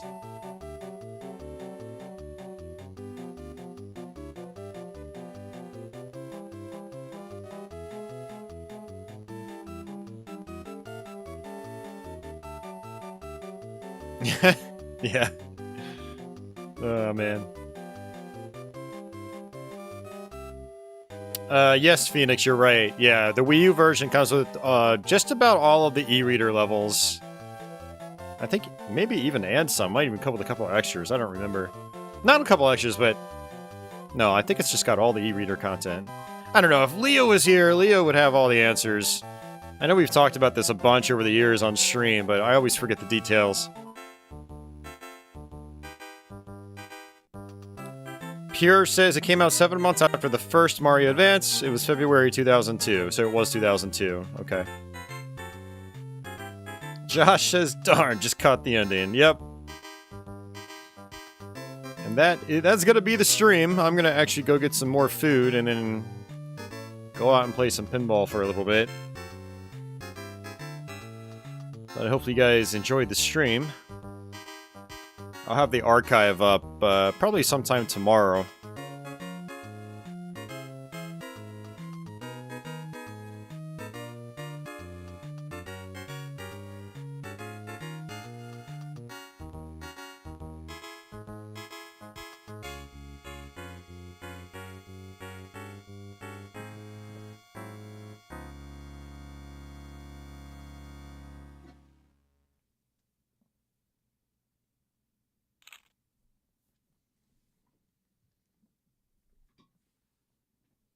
Ah, the end.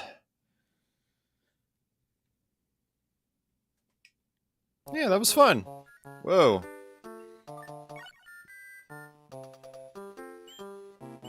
Yeah, again, for anybody just joining us, you can hit select and check out your world stats.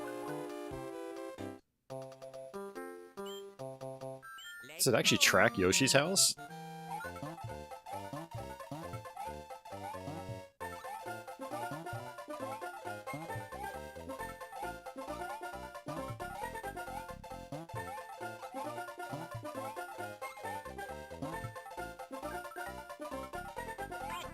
Huh, that's cool.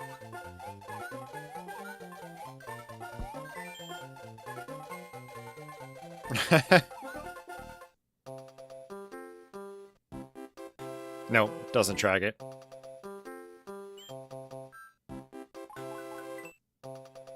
Oh, can you seriously, like, warp around? What? I wonder if that's, like, just a post-game thing, or if I can do that normally.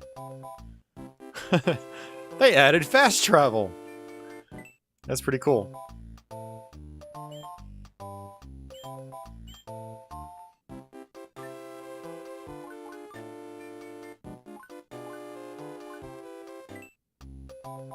Let's go.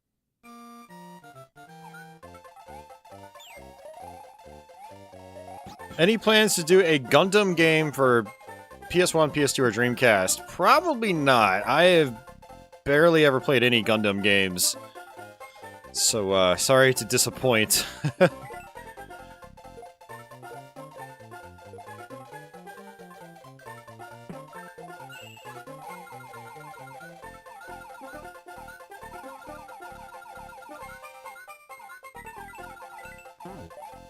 Yeah, so I wonder if, like, the fast travel thing is just a post-game thing, or if that has always been there, and I'm just now figuring it out.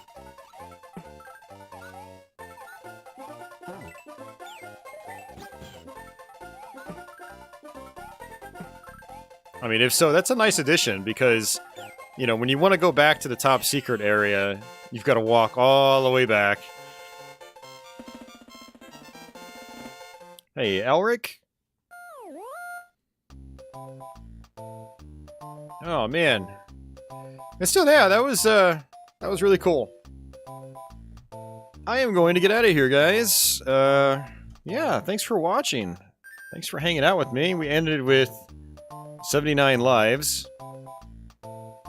And welcome, Whiplash. Yeah, everyone just joining us right now. We're actually wrapping up the stream. We just finished the game.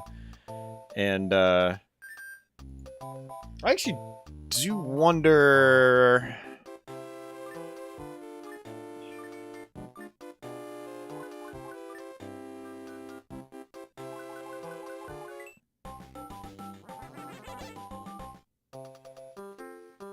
Okay. I actually do wonder, like, if there's a way to cycle the world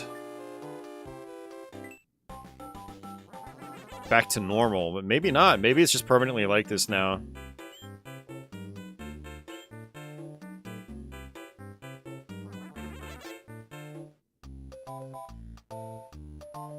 I have not watched Turning Red, no.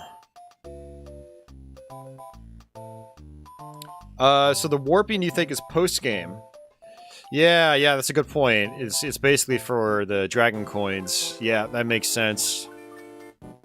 So this is for people like Office Dullard in chat. He would want to fill all of this up. And then he'd go back and do it again with Mario. Yeah, see, it tracks Mario's too. See, he says, you see it says Mario 0.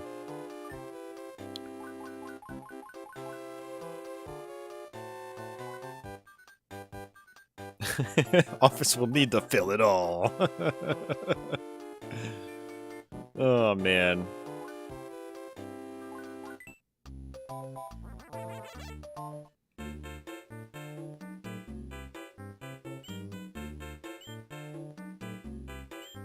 Yeah, this is a really good version of the game. I would personally probably still play the Super Nintendo version because of some of the aesthetics, like the colors are better in the Super Nintendo one, and the sound overall is a lot more pleasing to my ears, but I like the extra features in this game. Like, the completionist aspects are really nice, and I like that you get sort of an ending before the ending when you get all the exits. That's really cool. That's a nice touch. And, yeah, some of the other stuff is pretty neat, too, so... I like it. It's good. I kind of wish I played it back in the day, now that I think about it, because I didn't know there were all these differences. I just saw the box in the stores, and it was Super Mario World for Game Boy Advance, and I was like, well, whoop-de-doo, I guess? Mario Advance 1 was special when it came out, because it was like a huge improvement over the NES game. Even the Super Nintendo game was a big improvement over that, but this was just kind of like, it didn't feel like it was an improvement. You know, it had visual and sound downgrades, but, you know, I like the little nuances and tweaks that they made to it. And then all the unlockables and, you know, the completionist aspects are really cool. So, yeah, it's really cool. I'm glad I finally went through it start to finish. That's awesome. Whenever I get really comfortable with the Super Nintendo Yoshi's Island, I'll try to do the GBA version of that too, but that's probably a stream for years down the road if I make it that far. And, yeah. But I do want to do Yoshi's Island on Super Nintendo sometime. I haven't beaten that game since the 90s. That would be fun. But, yeah, it's cool. Alright, what was I gonna do here? I don't remember what I was gonna do here. I was gonna let this sit somewhere.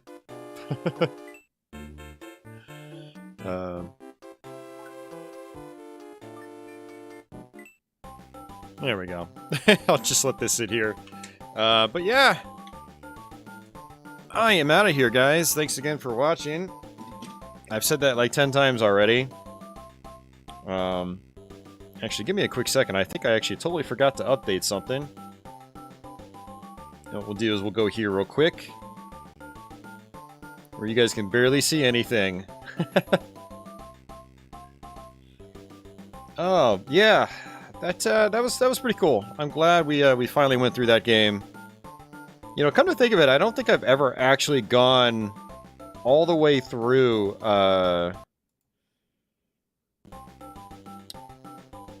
I'm looking for my, backer slideshow. Man, I feel like I haven't done this in a while, even though I have. It's only been a week.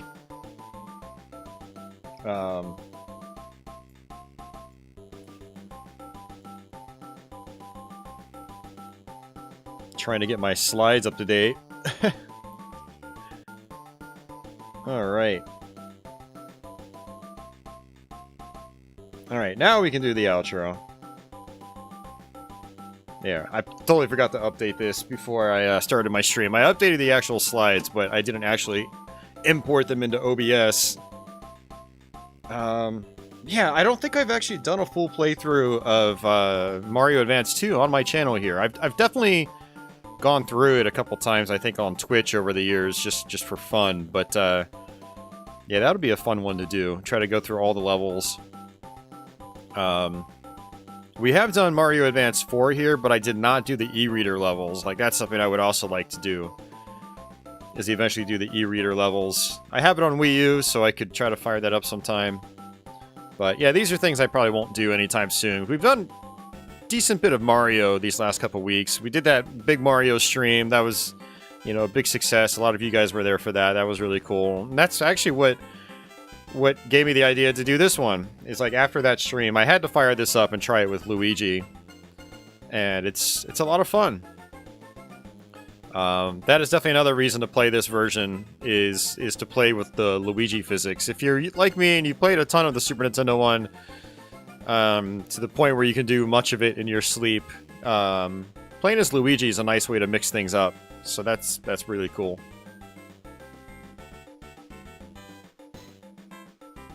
But, alrighty guys, that's gonna do it for me. Thanks again for hanging out. Yeah. Everyone out there, wherever you are in the world, have yourselves a good day or good night. And I guess until the next one, take it easy.